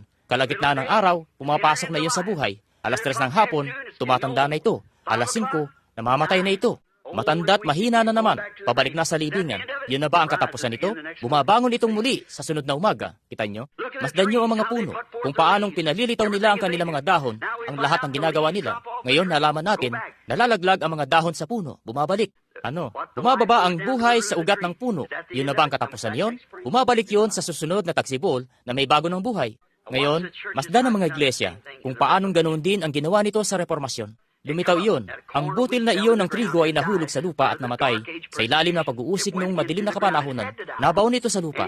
Kinailangan iyon na mamatay. Sinumang tao na espiritual ay makikita iyon. Na malibang mamatay at mabulok ang binhi na iyon, mananatili iyon na mag-isa. At kinailangan na mabaon yun sa lupa sa ilalim ng madilim na kapanahunan. Nahimlay ito roon, nabulok, at umusbong sa dalawang maliliit na dahon ng Iglesyang Lutheran. Mula sa Iglesyang Lutheran, naglabas pa ng mas maraming mga dahon, sina Zwingli at iba pa. Mula roon, nagtungo pata sa uhay na si John Wesley, yaong dakilang kapanahunan ng pagmimisyon. Nahulog muli iyon. Mula roon ay lumabas yaong mapanlinlang na panahon, ang kapanahunan ng Pentecostal. Ang butil ng trigong yan, na meron na ba sa inyo dito na nakapagpatubo na ng anumang trigo? Tingnan nyo ang trigong yon kapag pinagmasdan nyo iyon. Kapag pumunta kayo roon, sasabihin, may trigo ako. Parang ang may trigo ka na roon. Buksan mo ito ng malapitan at masdan. Ni wala ka man lang palang trigo. Nagkaroon ka ng talukap. Hindi ba't binalaan tayo ni Jesus riyan sa Mateo 24:22, 4, sa mga huling araw na ang dalawang espiritu ay magiging magkahawig na magkahawig. Lilinlangin nito ang mga hirang na trigo mismo kung maaari. Kita nyo? Ngayon masdan, isa itong tagapagdala. Ngayon, ang buhay na dumating sa pamamagitan ni Luther ay bumuo kay Wesley. Ang lumabas na buhay mula kay Wesley ang bumuo sa Pentecostal. Ang lumabas na buhay mula sa Pentecostal ang bumuo sa trigo. Subalit ang mga iyon ay tagapagdala. Kita nyo? Ang tunay na buhay ay dumadaan roon. Ang mensahe ay dumaraan. Subalit patungo iyon sa trigo. Iyon ang dahilan kaya't lumabas ang trigo at dadalhin ang buong bagay sa pag-agaw dito sa itaas. Ang nobya mismo ay nanggagaling mula sa bawat kapanahunan, subalit namamatay ang makadenominasyon na tangkay, natutuyo at namamatay. Napansin niyo ba, sa mga huling araw na ito, kung paano iyon nagpasimula ng humiwalay ngayon, pagka nag-umpisa ng lumaki yung trigo, kung ganoon ang talukap ay nagsisimula ng humiwalay mula rito. Tingnan muli yung munting trigo kapag pinagmasdan mo iyon. Buksan mo ng pagganito at tingnan ang loob nito at masdan. May maliit kang usbong ng trigo roon. Kailangan mong gumamit ng mikroskopyo na may 30 ulit na lakas para makita ang loob nito. Para makita yung munting usbong ng trigo roon. Kita nyo? Nasa kaloob-looban iyon. Subalit nagsisimula na iyong lumaki. Ngayon, dapat naroon ang talukap na iyon para silungan iyon upang bigyan iyon ng pagkakataong lumabas. Subalit gayunman, kapag nagsisimula ng lumaki iyon at nagsisimula ng lumaganap ang mensahe, kung ganoon ay magsisimula ng humiwalay yung talukap mula roon at lumalabas na ang buhay mula mismo sa talukap na iyon, patungo mismo sa trigo, patuloy. Sa ganyang paraan natapos ang bawat kapanahunan. Iyon ay sadyang hindi madadaig ang kalikasan. Iyon ang tuloy-tuloy na walang pagbabagong pamamaraan ng Diyos, ang paraan ng paggawa niya sa mga bagay. At ngayon, iyan ang kapanahunan na ating kinabubuhayan sa ngayon mismo, ang ikapitong kapanahunan ng Iglesia. Ngayon, mahayag lahat ng iyon sa butil ng trigo sa kahuli-hulihan, isa na namang pagpapanumbalik. Ngayon, kung kukuhanin ninyo ang Lucas, ika-17 kabanata at ika-30 talata, sinabi niya kung paano sa mga kaarawan ng Sodoma, gayon din naman sa pagparito ng anak ng tao, kapag nagsimula ng ihayag ng anak ng tao ang kanyang sarili. Ano ang ihayag? Gawin ang kaniyang paghahayag kung ano siya sa araw na ito. Ihayag sa madla, ang salitang ipinakilala para sa araw na ito.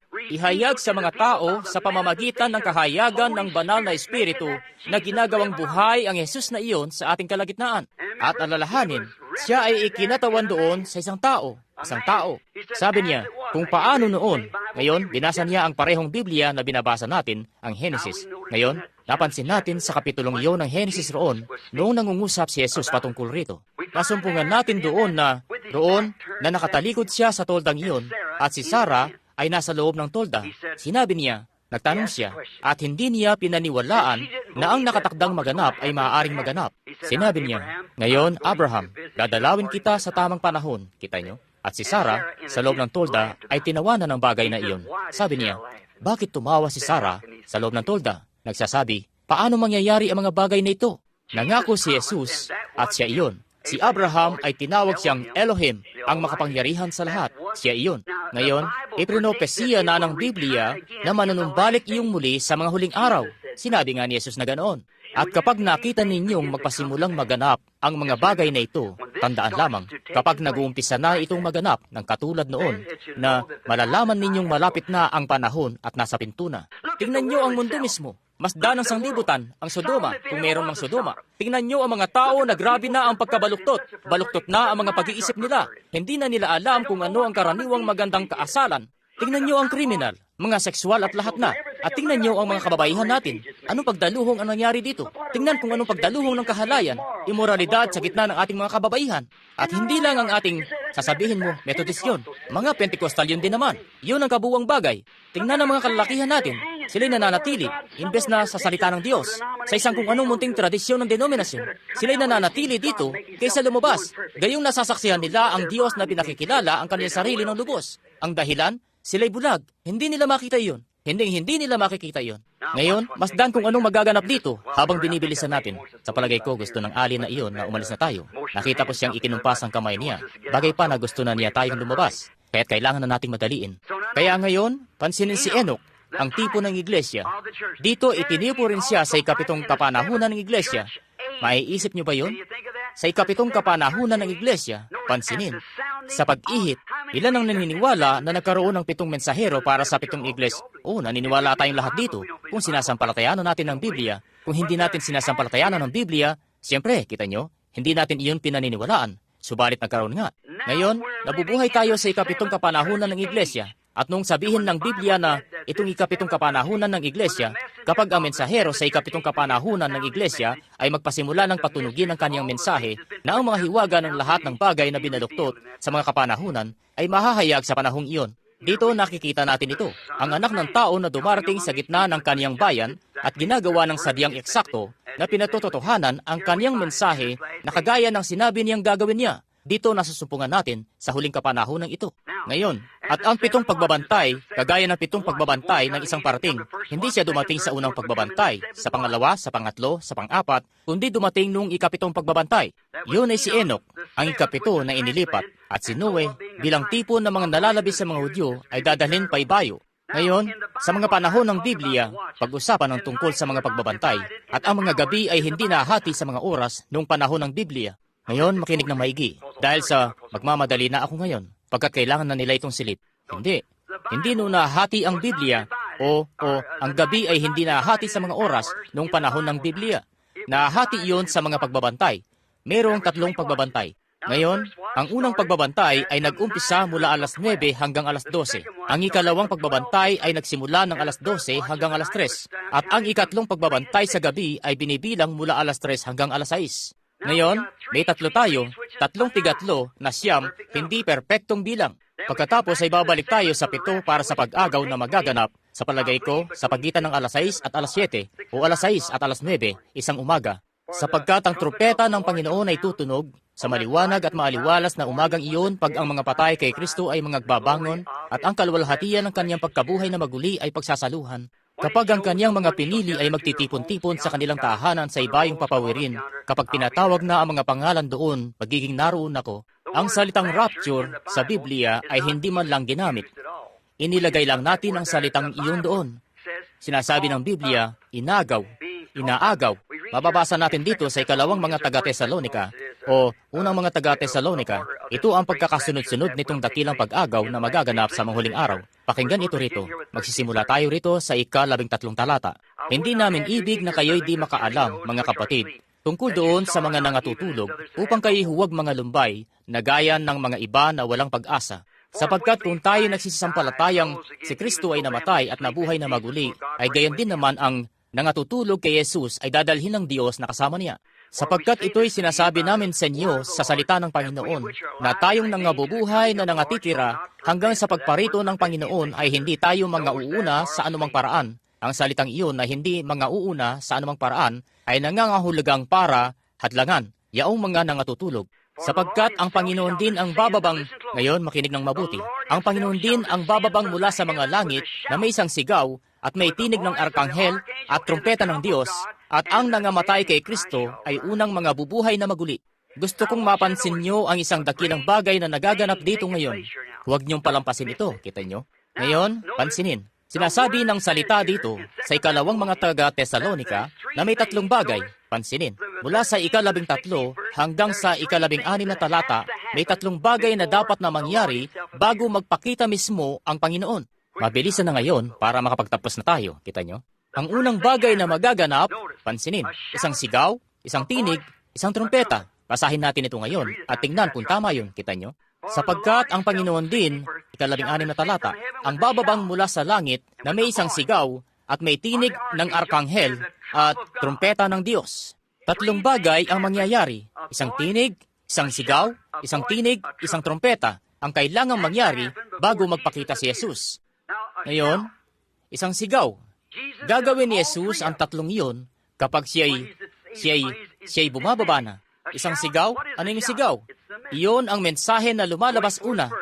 Ang buhay na tinapay ng buhay ay dinadala palabas ng nobya. Ngayon, ang Diyos ay may paraan ng paggawa ng mga bagay at hindi niya kailanman binabago ang kaniyang patakaran. Hindi niya kailanman binabago ang kaniyang siya ang di nagbabagong Diyos. Sa Amos 3:7, sabi niya, wala siyang gagawin sa sanglibutan hanggang sa ihayag niya muna ito sa kaniyang mga lingkod na mga propeta, at kung gaano katiyak na ipinangako niya iyon, gagawin niya iyon. Ngayon, dumaan na tayo sa mga kapanahunan ng iglesia. Subalit pinangakuan tayo sa mga huling araw, sangayon sa Malakias 4, na may pagbabalik na muli, isang propeta sa lupain. Tama yun. Pansinin ang kalikasan niya, kung magiging ano siya. Lagi siyang gagamitin ng Diyos ang Espiritong iyon ng 5 beses. Minsan kay Elias, kay Eliseo, kay Juan Bautista. Tawagin palabas ang iglesia at ang mga nalabi sa mga Hudyo. 5 beses, grace, J-E-S-U-S, F-A-I-T-H. At ito ay bilang ng biyaya, kita nyo? Bueno, ngayon alalahanin. Ipinangako na ang mensahe. At kapag lahat ng mga hiwagang ito ay lubos ng natatalian ng isang bungkos na mga mangangaral, mangangailangan ng isang propeta na direktang mula sa Diyos para ihayag ito. At yan ang eksaktong ipinangako niyang gagawin, kita nyo? Ngayon, tandaan, ang salita ng Panginoon ay dumarating sa propeta, hindi sa teologo. Ang propeta, siya ay isang tagapagpaaninag ng salita ng Diyos. Hindi siya pwedeng magsalita ng anuman. Hindi niya pwedeng sabihin ang sarili niyang mga kaisipan. Ang pwede lang niyang sabihin ay kung ano ang inihayag ng Panginoon. Maging sa propetang si Balaam, noong sinubukan siyang ipagbili, ibenta ang karapatan niya. Sabi niya, paano magsasalita ang isang propeta ng anumang bagay maliban sa inilagay ng Diyos sa kanyang bibig? Bagay ito na ginagawa ng Diyos na hindi ka maaaring magsalita pa ng iba at isinilang kang ganoon. Hindi na hihigit pa sa magagawa mong kung masasabi mo, ako, hindi ko maibukas ang mga mata ko. Gayong nakatingin ka, kita nyo? Hindi mo magagawa. Hindi mo magagawang iabot ang kamay mo. Gayong kaya mo naman, kita nyo? Hindi ka maaaring maging aso kung ikay tao, kita nyo? Sadyang ginawa kang ganyan. At laging ang Diyos din naman sa mga kapanahunan kay Isaias, Jeremias at lahat na, ang Elias, sa mga kapanahunang nagdaan, kapag ang grupo ng mga mangangaral ay nagawang paghalu-haluin ang lahat ng bagay, magsusugos siya ng isang propeta, palilitawin siya mula sa kung saan. Hindi siya kabilang sa alinman sa kanilang mga katatayuan. at sinasalita ang kaniyang salita. Tinawag palayo sa isang tagpo at umalis na. Sadyang matatatag na mga kalalakihan ng katotohanan ng Diyos. At ganun mo siya laging makikilala. Sabi niya, kung meron sa gitna ninyo na isang espiritual o isang propeta, ngayon, mga propeta, may bagay na kaloob na pagpropropesiya sa iglesia, subalit ang isang propeta ay tinalaga at paunang naordenan na para sa oras na iyon. Kita nyo? Siya nga po. Ngayon, pagka may lumabas na propesiya, 2 o 3 ang kailangan magpasya at humatol kung iyon ay tama o hindi, bago tanggapin iyon ng iglesia. Subalit wala nang pag-uusap-usap pa pagdating sa isang propeta, pagkat siya ay walang pasubaling salita ng Diyos. Siya ang salitang iyon sa kanyang panahon. Nakita niyong naiyaninag ang Diyos. Ngayon, ipinangako ng Diyos na isusubong muli iyon sa atin sa mga huling araw para ilabas ang nobya mula sa kaguluhang iyon na gawa ng mga mangangaral sa tanging paraan na magagawa iyon. Hindi iyon may isa sa katuparan. Hindi matatanggap ng Iglesia si Kristo. Tayo, na mga Pentecostal, hindi natin madadala ang mensaheng ito sa kalalagayan na kinasasadlakan ng Iglesia ngayon. Paano natin maisasagawa sa huling panahon sa kalalagayan nila ngayon kung kailan ang isa ay laban sa iba at lahat ng iba pa at sa mga mangangaral? O habag, magulo ito. Tapos na sa mga denominasyon. At anumang pagkakataon, inihiling ko sa sinumang mananalaysay na magsalita ng taliwas. Sa tuwing lumalaganap ang isang mensahe sa mundo at kapag ginoorganisa nila iyon, namamatay iyon doon mismo. At ginawa ng Pentecostal ang ganon ding bagay na ginawa nilang lahat. Ang Pentecostal na lumabas, kayong Assemblies of God, noong ang mga ninuno ninyong mga kalalakihan at kababaihan ay lumabas sa mga organisasyong iyon noon, sa dating naturang pangkalahatang kapulungan, sumigaw at pinuri ang Diyos at nagsalita ng laban sa mga bagay na iyan. At kayo na numbalik, gaya ng aso sa kanyang suka at baboy sa kanyang lubluban, at ginawa ang ginawa rin nila. At ngayon ay napaka-makasimbahan, ipinagkakait ninyo ang inyong awa. Kailangan pang magkaroon ka ng card ng pakikisama bago ka makahalubilo sa inyo, halos. Kayong oneness, binigyan kayo ng ganyang mensahe ng Diyos. At kaysa sa magpatuloy kayo at manatiling mapagpakumbaba at magpatuloy, kinailangan ninyong kumalas at iorganisa ang grupo ninyo. At saan na kayong lahat ngayon naroon? Sa sharing timba. Eksakto yan. At ang Espiritu ng Diyos nagpapatuloy. Akong Panginoon ang nagtanim nito, aking didiligan nito araw at gabi. Baka may ilan na itinalaga niya ang mga bagay na ito at kailangan niyang ipadala ito. Ang unang bagay na darating, kapag nagsisimula na siyang bumaba mula sa langit, mayroong sigaw. Ano yon? Isang mensahe para ipunin ng mga tao. Isang mensahe ang lalabas muna. Ngayon, panahon na ng pagpapaigi ng ilawan. Bumangon kayo at pagigihin ang inyong mga ilawan. Anong pagbabantay yon? Ang ika-7, hindi ang ika-6. Ang ika-7. Narito ang kasintahang lalaki. Bumangon kayo at pag-igihin ang inyong mga ilawan. At kanila itong ginawa. Ang ilan sa kanila ay nasumpungang wala man lang silang langis sa kanilang ilawan, kita nyo? Subalit panahon na ng pagpapaigi ng ilawan. Panahon na ng Malakias 4. Ang kanyang ipinanga ay Lucas 17. Iyon ay isa. Lahat ng mga propesiyang iyon naganap na maiaayos nito para sa araw na ito sa kasulatan. Nakikita natin itong nabubuhay doon mismo. Wala nang tingnan ang mga bagay na ito na mangyari, minamahal kong kapatid na lalaki, kapatid na babae, gayong alam ng Diyos sa langit na maaari akong mamatay sa entabladong ito ngayon mismo. Dapat kayo maglakad-lakad sa paligid saglit. Ito'y kamangha-mangha. Kapag nakita niyo ang Diyos na dumating mula sa langit, tumayo sa harap ng mga grupo ng mga tao at tumayo roon, ihayag ang kanyang sarili kung paanong ginagawa niya noon paman. At iyon ang katotohanan. At bukas ang Bibliang ito. Kita nyo? Tama. Narito na tayo. At ang sistemang makadenominasyon ay patay na. Wala na iyon. Hindi na iyon babangon pang muli. Susunugin iyon. Ganyan ang ginagawa nyo sa upak sa bukid. Lumayo kayo riyan. Pumasok kayo kay Kristo. Huwag sabihin, kaanib ako sa Methodist, kaanib ako sa Baptist, kaanib ako sa Pentecostal. Pumasok kayo kay Kristo. Kung kayo na kay Kristo, walang anumang salitang nakasulat rito na hindi ninyo sinasampalatayanan nito. Wala sa akin kung anuman ang sinabi ng iba. At pagkatapos inihahayag ng Diyos ang bagay na iyon.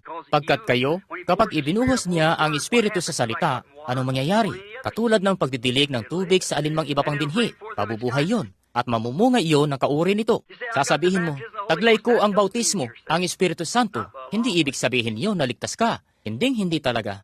Tumingin dito, ikaw ay tatluhang nilalang. Ikaw nga, sa loob nitong maliit na tao rito ay ang kaluluwa, ang kasunod ay ang Espiritu, at ang kasunod ay ang katawan.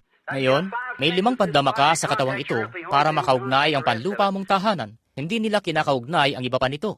May 5 kang pandama ng Espiritu dito, pag-ibig at budhi at iba pa niyon. Subalit, sa loob dito ay kung saan ka nabubuhay. Iyon ay kung ano ka. Hindi ba't sinabi ni Jesus, ang ulan ay bumubuhos sa matuwid at di matuwid? Maglagay ka ng sigay tinik dito at trigo doon at diligan ng tubig ang mga iyon at panatilihin silang may pataba at mga kagayan yon. Hindi ba't sila'y mabubuhay sa iisang tubig? Tiyak. Bueno, ano yun? Ang isa sa kanila ay mamumunga ng sigay tinik pagkat ganun lang siya. Magtataas ng mga kamay niya at sisigaw ang sigay tinik kagaya ng trigo. Hindi ba't sinasabi ng Biblia, sa mga huling araw magsisidating ang mga bulaang Kristo? Hindi bulaang Jesus ngayon. Mga bulaang Kristo, mga pinahirang bulaan sa salita, pinahirang denominasyonal, ngunit hindi sa salita. Pagkat ang salita ay magpapatotoo sa sarili nito. Wala na itong iba pang kailangan. Papatotohanan nito ang sarili nito. At may magsisidating na mga bulaang pinahiran. Meron kayong tape ko tungkol roon. At ang kung tatawagin mo ang isa sa kanila, sasabihin, ikaw ba isang Jesus? Tiyak na hindi. Hindi sila maninindigan sa bagay na iyon. Subalit pagdating na sa, luwalhati, nasa akin ang pahid, at iyon ang tunay na pahid. Alalahanin, si Caiphas ay meron nito din naman, at nagpropesiya. Ganon din si Balaam ay nagtaglay nito, at nagpropesiya. Subalit iyon ay walang kinalaman dito sa loob. Malibang binhi iyon ng Diyos, ang kaniyang binhi na mula sa pasimula, itinalaga, tapos ka na. Wala sa akin kung gaano ka man magtitili, magsalita sa iba't ibang wika, magtatakbo, magsisigaw. Walang kinalaman yun dito. Ang isang sigay tinik ay may tutumba sa sino man sa kanila. Nakita ko na ang mga pagano na tumayo at humiyaw at nagsalita sa iba't ibang wika at uminom ng dugo mula sa bungo ng tao at tumawag sa diablo. Kita nyo? Kaya't hindi nyo, alinman sa mga pakiramdam at bagay-bagay na yan, kalimutan nyo na yan. Iyon ay ang puso mo sa salitang iyon. At iyon si Kristo. Ipasok mo doon at pagmasdan mo itong ipakilala ang sarili nito kung papaanong bumubukadkad itong gaya ng iba pang binhi at inihahayag ang sarili nito para sa kapanahunan na kinabubuhayan nito. Walang mailabas si Luther na anuman kundi maliit na sanga. Itong iba pa ay makapaglalabas ng ganitong iba pang mga bagay. Nasa kapanahunan na tayo ng trigo ngayon. Ang mga tunay na Luther ni Luther ay kinailangang maglabas ng tunay na Luther. Ang tunay na Pentecostes ay kinailangang maglabas ng tunay na Pentecostes. Yun lang. Ngunit lumipas na tayo sa kapanahunan yon at nagpapatuloy. Alam nyo ba, ang Iglesyang Katoliko nagpasimula sa Pentecostal? At kung magtatagal pa ang Iglesyang Pentecostal ng 2,000 taon, mas magiging grabe pa ang ayos nito kaysa sa kung ano ngayon ang Katoliko. Eksakto yan. Sinasabi ko yan sa mga kapatid kong kalalakihan, kapatid kong kababaihan na minamahal ko, at alam ng Diyos yan. Subalit tandaan mga kaibigan, kinakailangan ko kayong katagpuin doon sa paghatol, at maaaring hindi na iyon magtatagal pa. Kailangan kong sumaksi sa kung ano ang katotohanan. Noong magpasimula ko sa mga pagtitipon kasama nyo, nananalangin para sa mga may sakit, mabuti yun. Subalit, nung dumating akong may dala ng mensahe, kung may lumabas na mensahe, iyon ay tunay na mensahe. Kung ito ang totoo, tunay na mga himala ng Diyos, at nakakabit mismo sa organisasyon na iyon, alam niyang hindi yan sa Diyos, pagkat inihayag na ang bagay na iyan. Nagtungo si Jesus at pinagaling ang mga may sakit para matawag ang kanilang pansin, ang mga tao, pagkatapos ay ang mensahe niya. Tama yun. Dapat may bagay ito na ipapakilala ng Diyos. Kaniyang sadyang ang makalangit na pagpapagaling, ang mga himala niyang ganoon ay tumatawag lang sa pansin ng mga tao. Ang pinakapuso niyon ay ang mensahe. Naroon ang kung ano ang galing dito. Sinisikap niyang kunin ang kalooban ng mga tao para maupo sila at makinig sa kanya, kita nyo? Pagkat may ilan doon ay tinalaga sa buhay. Ang ilan sa mga butil sa trigo ay nahulog sa lupa, kinuha iyon ng mga ibon, at ang iba'y nahulog sa dawagan, at ang ilan ay nahulog sa inihandang lupa, na ihanda na nung una pa na lupa at namunga. Ngayon, yun ang unang bagay ay ang pagpapatunog. Ang unang bagay ay isang trompeta at isang tinig, isang sigaw, at pagkatapos isang tinig, at pagkatapos isang trompeta. Sigaw, inihahanda ng isang mensahero ang mga tao. Ang pangalawa ay isang tinig ng pagkabuhay na maguli. Ang siyang tinig na isang malakas na tinig sa San Juan 11:38 hanggang 44 na tumawag kay Lazaro mula sa libingan. Tinitipo ng nobya at pagkatapos ang pagkabuhay na maguli ng mga patay, kita nyo, upang agawin kasama nito. Ngayon, masdan nyo ang tatlong bagay na mangyayari. Ang kasunod ay ano? Ay isang trompeta, isang tinig, isang sigaw, isang tinig, isang trompeta. Ngayon, ang pangatlong bagay ay isang trompeta na lagi sa pista ng mga trompeta ay tumatawag sa mga tao tungo sa pista. At iyon ang magiging hapunan ng nobya, ang hapunan ng kordero kasama ang nobya sa alapaap. Kita nyo? Ang unang bagay na lumalabas ay ang kanyang mensahe. Tinatawag ang nobya ng sama-sama. Ang susunod na bagay ay ang pagkabuhay na maguli ng natutulog na nobya. Ang yaong mga yumauna doon sa ibang mga kapanahunan noon, kasama silang aagawin. At ang trompeta, ang pista sa kalangitan, sa alapaap. Aba, yun ang bagay na mangyayari mga kaibigan. Naroon na tayo mismo. Nakahanda na ngayon. Ang bagay lang, ang iglesia na lumalabas ay kailangang mabilad sa harapan ng anak para mahinog. Ang malaking makinang pang-ani at panggiik ay darating na, di maglalaon. Ang trigo ay susunugin, yung mga tangkay, subalit ang butil ay dadalhin sa bangan nito. Kita nyo? Hindi kayo mga taong bulag. Kayo'y marurunong na mga tao. At kung tumayo ako rito at sinabi ang mga bagay na iyon, dahil sa personal na pagkiling, sinasabi ko iyon sapagkat buhay iyon, dahil may pananagutan ako sa Diyos sa pagsasalita niyon, at kailangan kong sabihin iyon. At ang mensahe ko, palagi na nalalaman, doon sa pagpapagaling at iba pang katulad niyon, ay para lang kunin ang pansin ng mga tao, nalalamang darating ang mensahe, at heto na ito. At yaong 7 tatak ay nabuksan na, ang mga hiwagang iyon, at ipinakikitang ang mga bagay na iyon ang naganap. Hindi ko alam yon. Subalit, may mga kalalakihang nakatayo ngayon dito, mga nakatayo noon mismo kasama ko. Noong narinig niyo akong lahat na ipinangaral ang sermon na, mga Ginoo, anong panahon na ito? Noong umagang iyon, eksakto kung saan sinabi nito na duro nito, naroong nakatayo ang 7 anghel na nakatayo doon mismo mula sa langit. At habang papataas sila at itinataas sila ng ipo-ipo sa itaas roon, kami nakatayo, pinagmamasdaan habang sila'y papalayo. Kinuna ng siyensya ang larawan nito hanggang sa mga bansa, patungo hanggang sa Mexico. At doon, noong pinagmamasdan ko isang araw, noong nagsimula akong ipangaral itong 7 kapanahunan ng iglesia, at tinawagan ko si Jack Moore, isang kilalang teologo. Sabi ko, Jack, sino ang taong ito na nakatayo roon? May isang katulad ng anak ng tao na nakatayo roon. Ang buhok ay kasing puti ng maputing balahibo ng tupa. Sabi ko, siya ay bata pang lalaki. Paano magkakaroon siya ng buhok na kasing puti ng maputing balahibo ng tupa? Sabi niya, kapatid na Branham, iyon ang niluwalhating katawan niya. Pero parang hindi ganoon. Ngunit nung pumasok ako sa silid at nagsimulang manalangin, ipinaalam niya sa akin kung ano iyon. Kita niyo? Noon ko pa laging ipinapangaral na siya ay Diyos. Hindi lang tao. Siya ang Diyos na nahayag sa laman.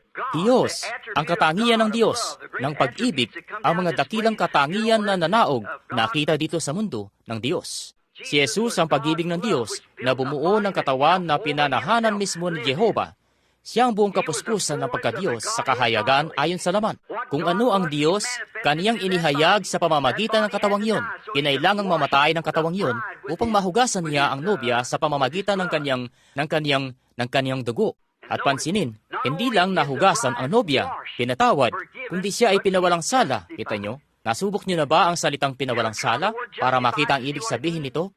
Ngayon, halimbawa, kung narinig ni kapatid na Green na naglalasing ako, gumagawa ko ng mga bagay na masama. Pagkatapos nalaman niyang hindi ko pala yung ginawa. Pagkatapos lalapit siya, sasabihin, pinapatawad kita, kapatid na Branham. Pinapatawad mo ako? Hindi ko kailanman ginawa yon. Para ano't pinapatawad mo ako?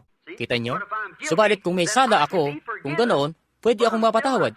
Pero hindi pa rin ako matuwid, dahil ginawa ko iyon. Subalit, ang salitang pinawalang sala ay para bang hindi mo ito kailanman ginawa man lang. Pinawalang sala. At pagkatapos, nililinis tayo ng lubusan ng dugo ni Yesus Kristo sa kasalanan hanggang sa malagay iyon sa aklat ng pagkalimot ng Diyos. Siya lamang ang nag-iisang makagagawa niyon. Hindi natin kaya. Makapagpapatawad tayo pero hindi makakalimot. Mapapatawad kita, subalit lagi kong naaalala na ginawa mo ang mga masasamang bagay na ito. Kung ganoon, hindi ka matuwid, napatawad ka. Subalit, sa paningin ng Diyos, ang nobya ay pinawalang sala. Hindi niya iyon ginawa simula pa man. Amen. Nakatindig doon, ikinasal sa banal na anak ng Diyos, hindi nagkasala simula pa man. Bakit? Siya itinalaga nung una pa. Nabitag lang siya dito. At ngayon, nang marinig niya ang katotohanan at lumabas, nilinis siya ng dugo. At nakatayo siya roon na malinis, kita nyo? Ang nobya, walang kasalanan sa kanya man lang. Kung ganoon, tinatawag ng mensahe ang nobya ng sama-sama, kita nyo? Ang sigaw at ang trumpeta. Ang isang iyon pa rin. Siya, sa isang malakas na tinig, sumigaw siya sa sigaw na iyan at isang tinig at ginising si Lazaro. Sa malakas na tinig, sumigaw siya, Lazaro, lumabas ka! Kita nyo? At ang tinig ang gigising. Gigising sa natutulog na nobya, ang nangatutulog na mga patay. At ang trumpeta, sa pamamagitan ng tunog ng trumpeta. At kapag ito'y tumutunog na nga, tumatawag na ito. Parati, ang isang trumpeta ay tumawag sa Israel para sa pista ng mga trumpeta. Kita nyo? Na isang pistang pang-Pentecostes, ang dakilang pista sa kalangitan, at ang pista ng mga trumpeta. At ngayon, isang trumpeta ang nagpabatid ng pagtawag ng sama-sama. Magseparito kayo sa pista. At ngayon, iyon ang hapunan ng kordero sa kalangitan. Ngayon, masdan, ang pagkakatipong sama-sama at ang nobya, ang pista ng mga trumpeta, ang hapunan ng kasalan. Nakita na natin iyon sa mga pagtitipo. Ngayon, tingnan lang pansumandali bago tayo magtapos. Pansinin. Nakita na natin iyon sa mga pagtitipo. Ngayon, kung gusto niyong basahin sa Mateo 18:16, sinabi nito, may 3 nagpapatotoo, kita nyo, sa sa unang Juan 5:7 at iba pa. Ang tatlo ay laging saksi, tama ba yon? Isang pagpapatunay ito sa isang bagay na tama. Ang tatlong saksi ay nagpapatibay. Sa bibig ng 2 o 3 saksi, ang bawat salita ay mapagtibay. Ngayon, pansinin, nagkaroon na tayo ng 3 saksi. Ang tatlo ay isang saksi. Ngayon, nagkaroon na tayo ng 3 pag-agaw sa lumang tipan. Alam niyo ba yon? Bilang saksi. Ngayon, tingnan, si Enoch ang isa, si Elias ang isa pa, at si Jesus ang isa pa. Si Jesus bilang ang batong panulok, ngayon, pinatotohanan niya, kita nyo, siya ang batong panulok sa pagitan ng luma at bagong tipan, pagkat kinailangan muna niyang mamatay at pagkatapos ay ang pag-agaw. Namatay siya, nabuhay at lumakad dito kasama natin, at pagkatapos ay inagaw pa itaas, dahil siya ang batong panulok na nag-ugnay sa dalawa.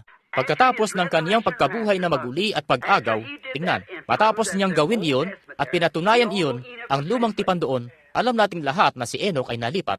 Alam nating itinaas si Elias ng isang ipu-ipo, tama yun, sa isang karwahing apoy, at namatay si Jesus, inilibing, bumangon, at nabuhay dito sa lupa, at pagkatapos ay inagaw pa itaas, ang batong panulok. May 3 para magpatotoo, tama ba yon? Ngayon, meron ng isang pag-agaw na naganap. Alam niyo ba yon? Iyon, tingnan natin kung hindi ba mababasa natin iyon kaagad-agad. Dumako tayo sa Mateo, ika-27 kabanata, at dumako tayo sa bandang ika-45 talata ng Mateo, sa ika-27 kabanata. Tingnan natin kung hindi natin yan matalakay kaagad-agad, at tingnan kung hindi ba tayo makatalakay ng kaunti mula rito, makakatulong sa atin kaagad-agad. 27:45 sa pakiwari ko, na isulat ko dito, basahin natin. Mula ng oras na ika-6 ay nagdilim sa ibabaw ng buong sangkalupaan hanggang sa ika-9. At nang malapit na ang oras na ika-9 ay sumigaw si Jesus ng malakas na tinig na sinasabi, Eli, Eli, lama sabak, na sa makatuwid bagay, Diyos ko, bakit mo ako pinabayaan? Ilan sa nangakatayo roon, marinig ito, at sinabi, tinatawag ng tawang ito si Elias. At pagkarakay tumakbo ang isa sa kanila at kumuha ng isang espongha at binasa ng suka, saka inilagay sa isang tambo at ipinainom ito sa kanya. At sinabi ng mga iba, tingnan natin kung paririto si Elias at siya iligtas. Si Jesus nang muling sumigaw ng malakas na tinig at nalagot, isang malakas na tinig, masdan. Nang si Jesus naghihingalo, ay sumigaw ng malakas na tinig at nalagot ang kanyang hininga. At narito, ang tabing ng templo'y nahapak na nagkadalawa buhat sa itaas hanggang sa ibaba, at nayanig ang lupa, at nangabaak nga ang mga bato, at nangabuksan ang mga libingan, at marami sa mga katawan, mga banal na nangatulog ay nangagbangon. At paglabas sa mga libingan, pagkatapos na siya'y mabuhay na maguli, ay nagsipasok sila sa bayang banal, at nangapakita sa marami. Isang pag-agaw ang naganap na. 3 ang naganap na sa lumang tipan, sa mga nakahanda, kung kanino dumating ang salita ng Panginoon, kita nyo? Dumating ang salita ng Panginoon kay Enoch, dumating ang salita ng Panginoon kay Elias, isa siyang propeta, kita nyo? Ang salita ng Diyos ay si Jesus, kita nyo? Tingnan sa lumang tipan, yaong mga banal sa lumang tipan ngayon, noong unang mangyari ang pag-agaw na ito. Pansinin ang talatang 50. Ginising ng kaniyang malakas na tinig ang mga banal sa lumang tipan, kung paanong ginising ng malakas na tinig si Jesus, o ginising si Lazaro, kita nyo? Nanggising ang malakas na tinig. At ang pangalawa ay natupad sa ikalawang mga taga-Tesalonika. Sa ika-4 na kabanata, magbasa lamang tayo, basahin ito. Kababasa lang natin kani-kanina lang, kita nyo? Hindi namin ibig na kayo'y di makaalam, mga kapatid, tungkol sa mga nangatutulog upang kayo huwag mga lumbay na gaya.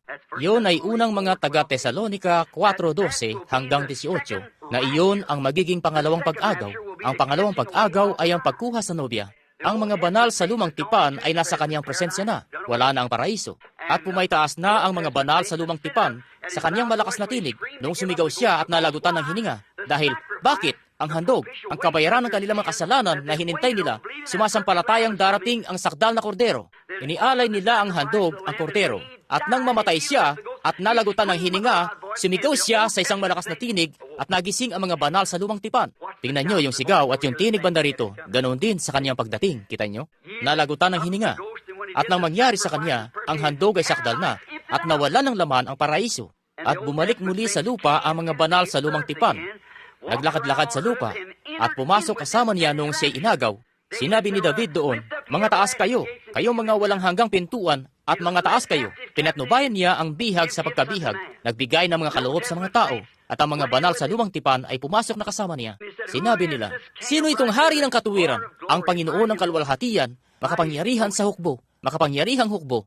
Heto na silang dumarating, nagmamarcha. Pinatnubayan ni Jesus ang bihag sa pagkabihag. At heto, siya dumarating kasama ang mga banal sa lumang tipan. At pumasok sa mga bagong pintuan sa itaas doon at nagsabi, "Mga taas kayo, kayo mga walang hanggang pintuan, at mga taas kayo, at papasukin ang hari ng kaluwalhatian." Ang tinig ay nanggaling sa loob, sabi, "Sino ang Panginoon ng kaluwalhatian? Ang Panginoong makapangyarihan sa pakipaglaban." Nagbukas sa mga pintuan at si Jesus, isang mananagumpay, ay pinatnubayan ng bihag sa pagkabihag. Sila na mga nagsisampalataya sa Kanya at dumating ang salita sa kanila.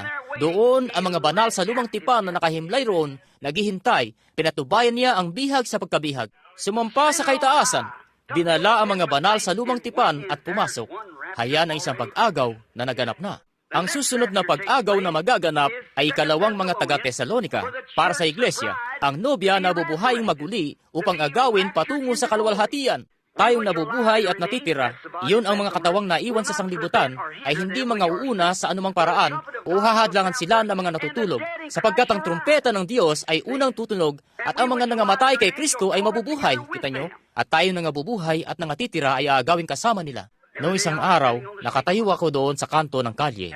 At ako, nakatayo ako sa kanto ng kalye at pinanonood ang parada ng araw ng armistisyo. At noong dumating iyon, dumaraan sa kalye, tumayo ako roon kasama ang maliit kong anak na si Joseph. Dumating doon, ang una ay ang mga lumang tangke, noong unang digmaan ang dumaan, mga mumunting lumang tangke. Pagkatapos niyon ay dumaan ang naglalakihang tangking Sherman ng bagong digmaan at malalaking kanyon na kasama ang muzzle blast nito, isang muzzle brake na mga ito at iba pa. Pagkatapos doon, dumating ang mga sundalo, ang mga inang Gold Star, at pagkatapos nagdaan ang isang karosa na may tuloy-tuloy. Bueno, sa banda roon ay dumaan ang isang karosa, at sa harapan niyon ay isang libingan sa hindi nakikilalang sundalo. At nakatayo roon ang isang sundalo'y nakatayo roon. Binabantayan ang naturang libingan. Nakatayo doon ang isang marino sa kabilang panig at isang mandaragat sa kabilang panig at may umahating partisyon. At sa kabilang dakoy naroon ang isang ina na Gold Star. Nawalan siya ng anak na lalaki. Naroong nakatayo ang isang batang may bahay na nakapatong ang ulo niya sa mesa, umiiyak. Isang madungis na paslit na lalaking nakaupo ng patagilid at tumutulo ang luha sa mukha niya. Nawalan siya ng tatay. Naisip ko, napakalungkot naman. Nakatayo ako rito at pinagmamasdan. Tinitingnan sila, matatanda, iilang sundalo na lamang na natira. Nagmamarcha doon, pipilay-pilay at matatanda na. Gaya niyon na naka-uniforme. Subalit may pagmamalaking ipinakikita ang mga iyon dahil sila'y mga Amerikano. Sumaisip ko, "Oh Diyos ko, isang araw magkakaroon ng isang pagsabog mula sa langit at ang mga namatay kay Kristo ay unang babangon. Silang mga banal sa lumang tipan noong mga una na naghihintay ay magsisilitaw at unang lalabas doon at paroroon sa pagkabuhay na maguli. Mapupunta tayo mismo sa hanay, patungo sa kalangitan. Itong mga matatandang mortal na katawang ito'y nabago na at ginawang gaya ng kanyang sariling maluwalhating katawan. Anong parada yun kapag nagpasimula yaong patungo sa kalangitan? Isa sa mga araw na ito, sa panahong iyon ng pag-agaw na darating. Oh, buong pagmamalaking ipinapakita ang dugo ni Jesus Kristo sa kanilang mga dibdib, ang mensahe ng Diyos sa panahon na kanilang kinabuhayan. Yan ang oras na inihintay natin, kapatid. Pagmasdan, sa pagtatapos lamang ngayon, ang pangalawang pagkabuhay na maguli, lahat, tapos na ang una. Ang pangalawa ay nalalapit na. Ngayon mismo, malapit nang maganap ngayon.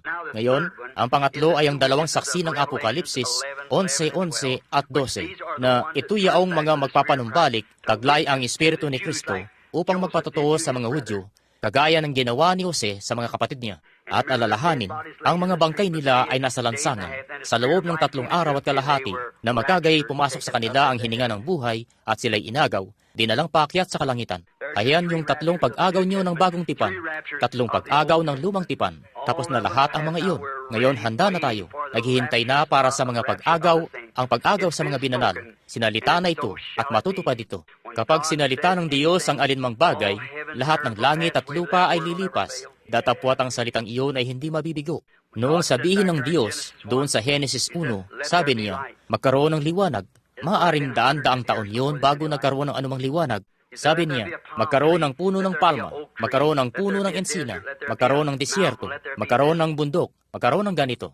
Sinalita niya iyon, nakita niyo? At hanggat lumabas iyon sa kanyang bibig sa isang salita, kailangan na mahayag iyon. Kailangan niyang mahayag iyon. Pagkatapos isang araw, tinawag niya palabas ang kanyang bayan at nakipag-usap siya sa isang tao na nagngangalang Moises sa pamamagitan ng haliging apoy, isang liwanag, banal, sagradong apoy. At si Moises ay ayaw paniwalaan ng mga tao si Moises. Kaya't sinabi niya, ilabas mo sila patungo sa bundok na ito. Nang umagang iyon, ang naturang bundok ay punong-puno ng apoy at pagkislap at mga pagkulog gaya niyon. At sinabi ng mga tao, huwag na ang Diyos ang magsalita sa amin. Hayaang si Moises ang magsalita, kita nyo, baka kami ay mamatay. Sinabi ng Diyos, hindi na ako mangungusap muli sa kanila ng ganito, kundi magpapalitaw ako ng isang propeta sa kanila, at ako'y mangungusap sa pamamagitan niya. At kung ano ang sasalitain niya ay mangyayari. Kung gayon, dinggin ninyo iyon, sapagkat ako'y sumasa kanya. Ngayon, sinalita niya iyon. Sinabi niya na mangyayari iyon. Masdan ninyo ang propetang ito, si Isaias, nakatayo roon, isang lalaki, matalinong tao, isang taong kinikilala ng mainam, ng hari, pagkat namuhay siyang kasama si Uzias. Ang hari, na isang dakilang tao, ay nagpumilit na kunin ang lugar ng isang mga ngaral minsan at pumasok, dinapuan ng ketong. At yun ang sinabi ko sa mga negosyante, huwag na huwag magpumilit na kunin ang lugar ng isang mga ngaral. Huwag po, manatili ka mismo kung saan ka naroon, kita nyo? Gawin mo ang trabaho mo, kung anong inilagay ng Diyos. Sinabi sa iyo na gawin mo. Kung daliri ka, hindi ka maaaring maging tainga. Kung tainga ka, hindi ka magiging ilong o mata, kita nyo? Manatili ka sa iyong posisyon. Narinig nyo ang mensaheng iyon noong isang araw sa pagsasahing papawid. Nagsisikap na gawa ng paglilingkod ang Diyos. Si David, pinahirang hari. Lahat ng mga tao ay nagsisigawan at naghihiyawan. Tama yun, subalit hindi siya sumangguni sa propeta ng Diyos. At isang tao ang namatay at ang kabuang bagay ay napinsala. Huwag mong sikaping gawan ng pabor ang Diyos. Maghintay ka hanggang sa itinakdana ng Diyos. Hayaan mong dumating iyon sa paraan niya ng paggawa niyon. Pasisimulan ko ang dakilang bagay na ito. Gagawin ito ang ganito. Mag-ingat ka, kapatid. Ngayon, alam ni David ang mas mainam pariyan. Si Nathan ay nasa lupain noong araw na iyon. Ni hindi siya sinangguni man lang, kita nyo? Sumangguni na siya sa mga kapitan ng daan-daan at libo-libo. Lahat ng mga tao ay sumigaw at humiyaw at sumayaw na. Imbes na ginawa na nilang lahat ang mga gawang relihiyoso, subalit wala yun sa linya at kaayusan ng salita ng Diyos, at nabigo yun. Ano pa mang ibang bagay na wala sa linya at kaayusan ng salita ng Diyos ay mabibigo. Ang salita lamang ng Diyos ang mananatili magpakailanman. Ang mga langit at lupa ay lilipas, subalit hindi ang aking salita. Pansinin si Isaias, ang matalinong kabataang lalaking iyon na nakatayo roon. Bigla na lang tumama sa kanya ang espiritu. Hindi siya makapagsalita ng iba pa. Isa siyang propeta. Sabi niya, narito, isang dalaga ang maglilihi. Sa atin ay pinanganak ng isang anak na lalaki. Ipinanganak ang isang bata. Ibinigay ang isang anak na lalaki. Ang kanyang pangalan ay tatawagin tagapayo, Pangulo ng Kapayapaan, Makapangyarihang Diyos, Walang Hanggang Ama. Ang kanyang pamamahala ay maaatang sa kanyang balikat. Ang dulo ng hindi magwawakas ang kanyang paghahari. Paano masasabi ng lalaking iyon ng may karunungan na maglilihi ang isang dalaga? Lahat ay naghintay para dito. Natapos na itong salitain. Yun ay ganito ang sabi ng Panginoon. Kailangan na mangyari yun, pagkat yun ang salita ng Diyos. Katulad noon sa Genesis, nung itanim niya ang mga binhing iyon sa kailaliman ng dagat, kung saan ito ay walang anyo at walang laman, at ang tubig ay nasa kalaliman, kita nyo, kinailangang mangyari yun. At isang araw, makalipas ang 800 taon, dinala ng sinapupunan ng isang dalaga ang binhi ng Diyos, isang nilikhang binhi, nagsilang siya ng isang anak na lalaki. Ang anak ding iyon ay tumayo roon isang araw, sabi niya, Lazaro, lumabas ka! At ang isang lalaking 4 na araw ng patay, bulok na, ang ilong niya ay naagnas na umalingasaw, lumabas siya. Sabi, huwag ninyong ipanggilalas ito, sapagkat dumarating ang oras. Amen. Kung kailan lahat ng mga nangasalibingan ay makaririnig sa tinig ng anak ng Diyos. Kaya tapos ng salitain yun, kailangan na mangyari yun ng ganoon. Magkakaroon ng pag-agaw. Oh, naku. Naaalala ko, yun lamang huling mensahe ko sa California, kung saan inakala kong hindi na ako makakabalik pang muli. Noong ipropesiya ko, ang Los Angeles ay lulubog sa ilalim ng karagatan. Ganito ang sabi ng Panginoon, mangyayari yun. Tapos na siya, wala na siya. Tapos na siya. Anong oras? Hindi ko alam kung kailan. Subalit iyon ay palulubugin. Pagkatapos niyon, ang mga lindol ay nagsimulang umuga at yumanig. Alalahanin, marami sa inyo na mga kalalakihan ang nakatayo doon mismo sa batong iyon. Noong araw na bumaba roon ang anghel na iyon. At yung liwanag at apoy na nauhulog mula sa langit sa palibot ng batong kinatatayuan natin doon. Ang mga bato ay nagsilipad mula sa mga bundok at nauhulog sa lahat ng dako roon. Sumabog siya ng 3 beses ng malakas. Sabi ko, tatama ang paghatol sa kanlurang baybayin. 2 araw pagkatapos niyon, muntik nang lumubog ang Alaska. Tandaan, ang Diyos din na nagsabi niyon ay nagsabi ang Los Angeles ay nahatulan na at tapos na siya. Hindi ko alam kung kailan. hindi ko masabi sa inyo. Hindi ko alam na nasabi ko yun. Ngunit itong kapatid dito, sa palagay ko, yun ay, hindi, isa sa mga mostly, sa palagay ko, ay dinala ko sa isang kalye sa labas doon. Hindi ko alam kung ano iyon hanggang sa binalikan ko. Tiningnan ko balik sa kasulatan. At sinabi ni Jesus, Capernaum, Capernaum, gaano kadalas, ikaw na nagpakataas sa sarili mo pala hanggang sa langit, ay ibababa hanggang sa Hades, sapagkat kung ang mga makapangyarihang gawa na sa iyo'y ginawa, ay ginawa sana sa Sodoma, nanatili pa sana siya hanggang ngayon. At mga nasa 150 taon mula noon, ang Sodoma ay malaon na nasa ilalim ng lupa. Pagkatapos ng Capernaum ay nasa ilalim ng tubig na rin sa araw na ito. At ang Espiritu rin iyon ng Diyos na nagsabi ng lahat ng bagay na ito at ginawa ang lahat ng bagay na ito, sinabi nito noon, O siyudad, Capernaum, na tinawag ang iyong sarili sa pangalan ng mga anghel, Los Angeles. Gaano mo itinaas ang iyong sarili sa langit, ang pinakaugat at luklukan ni Satanas, kita nyo? Itinaas mo ang iyong sarili. Mga mangangaral, libingan iyon para sa kanila. Ang mabubuting tao ay nagtutungo doon at namamatay na gaya sa mga daga. Anong pagkawasak?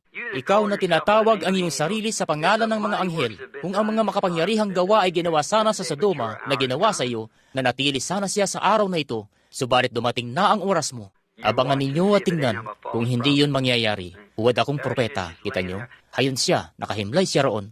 Naalala ko noong gabing iyon, bago ko nakita iyon, nakita ko ang unang pagtanghal sa nobya. Tumayo ako doon at nakita ko ang isang magandang munting dalaga, sadyang may tamang pananamit at bagay-bagay, nagmamarcha sa gawing ito.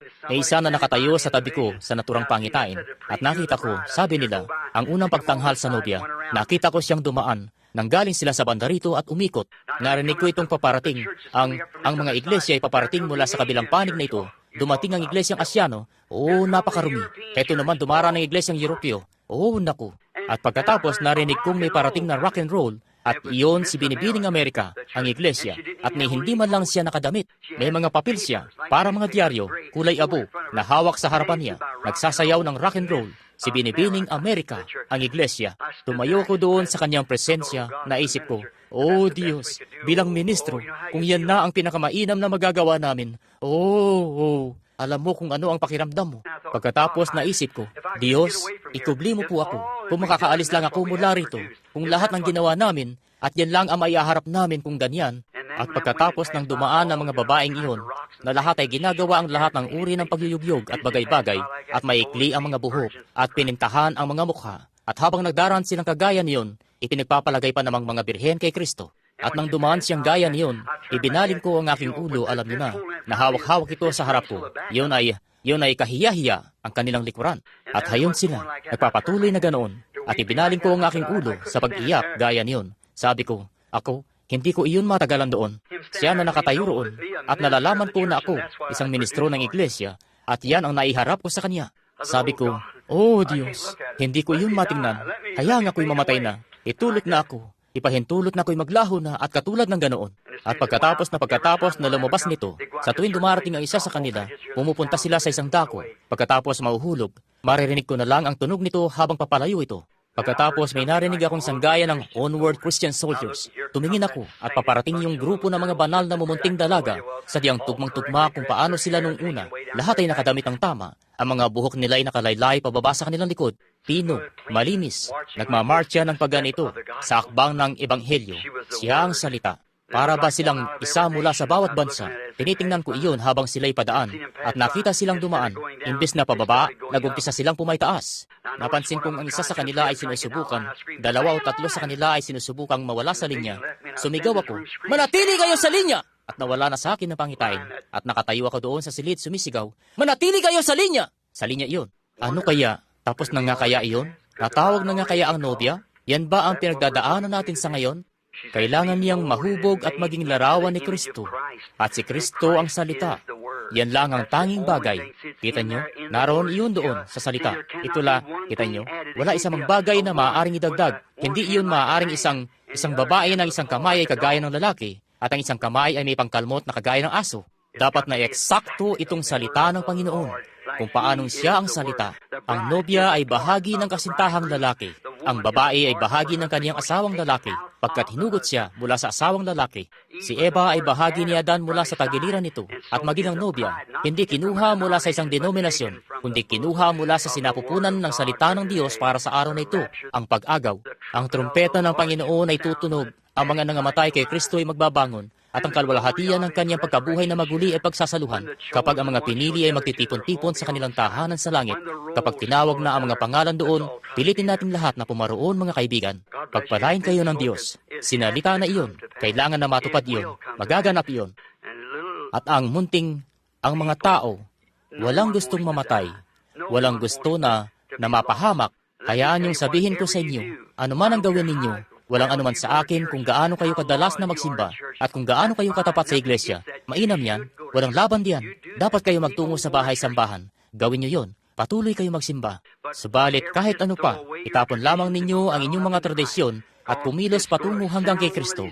Pagkat tutunog ito isa sa mga araw na ito at maaabutan kayong meron ng tatak ng hayop sa inyo at hindi malalaman kung ano ito hanggang sa huli na ganap na tama yan. Pagpalain kayo ng Diyos. Paumanhin na pinatagal ko kayo at alalahanin, masyado ko silang pinanatili rito ng matagal. Tama yon. At ang kaloob ng nilikob nyo para sa akin na hindi ko hiniling sa inyong gawin yon, kapatid. Yan ay pagpapaunlak. Kunin nyo iyan at bayaran itong motel sa karagdagang oras pagkat pinatagal ko ito. May kaunti lang akong bagay dito. May mga 8 o 10 pa akong pahina tungkol sa pag-agaw na iyan riyan. Subalit ako, sadyang wala na akong oras para ibigay yon. Pagpalain kayo ng Diyos. Mahal ba ninyo ang Panginoong Hesus? Manatili lamang tayong nakatayo panandali ngayon, ng tahimik na may paggalang at tandaan ang sinabi ko. Tandaan, nasa mga huling oras na tayo. These nations are breaking. Israel's awakening. The signs that the Bible foretold. The Gentile days numbered, with horrors encumbered. Return, O dispersed to your own. The day of redemption is near. Man's hearts are failing for fear. Be filled with the Spirit, your lamps trimmed and clear. Look up, your redemption is near. You know that? False prophets are lying. God's truth they're denying. And we know that all is true, don't we? Alam nating tama ang lahat ng yan, hindi ba? I love Him. I love Him. Because He first loved me and purchased my salvation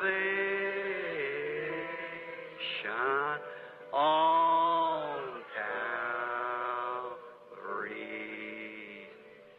Ilan ang tunay na nagmamahal sa Kanya, itaas ang inyong kamay. Ngayon, gusto kong kayo, habang inaawit natin itong muli, ay makipagkamay sa isang nasa kalapit lang ninyo. Sabihin, pagpalain ka ng Diyos, malalakbay. Tayo mga malalakbay, hindi ba? Mga malalakbay at dayuhan. Tama yan. Sa kabilang panig lang ng lamesa. I love Him because He first loved me and purchased my salvation on Calvary. Gusto niyo bang makasama sa pag-agaw? Ilan ang interesado na makasama sa pag-agaw? Sabihin, Diyos, gusto ko pong makasama ng buong puso ko. Hold to God's unchanging hand. Alam ba ninyo yung awit? Alam mo ba yon, kapatid? Hold to God's unchanging hand. Hindi ko alam kung ano, nasaan yon.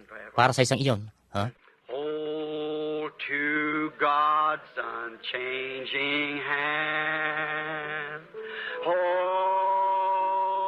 to God's unchanging hand. Build your hopes on things eternal. Hold to God's unchanging hand. Gusto niyo iyan?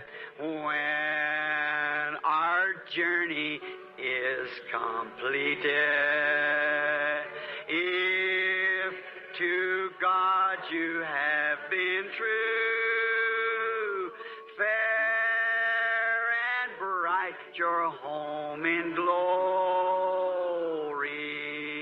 Your enraptured soul shall view.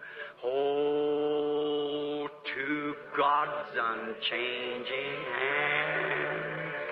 Hold to God's unchanging hand. Build your hopes on things eternal. Hold to God's unchanging hand. Nais kong iukod ninyo ang inyong ulo ng panandali ngayon.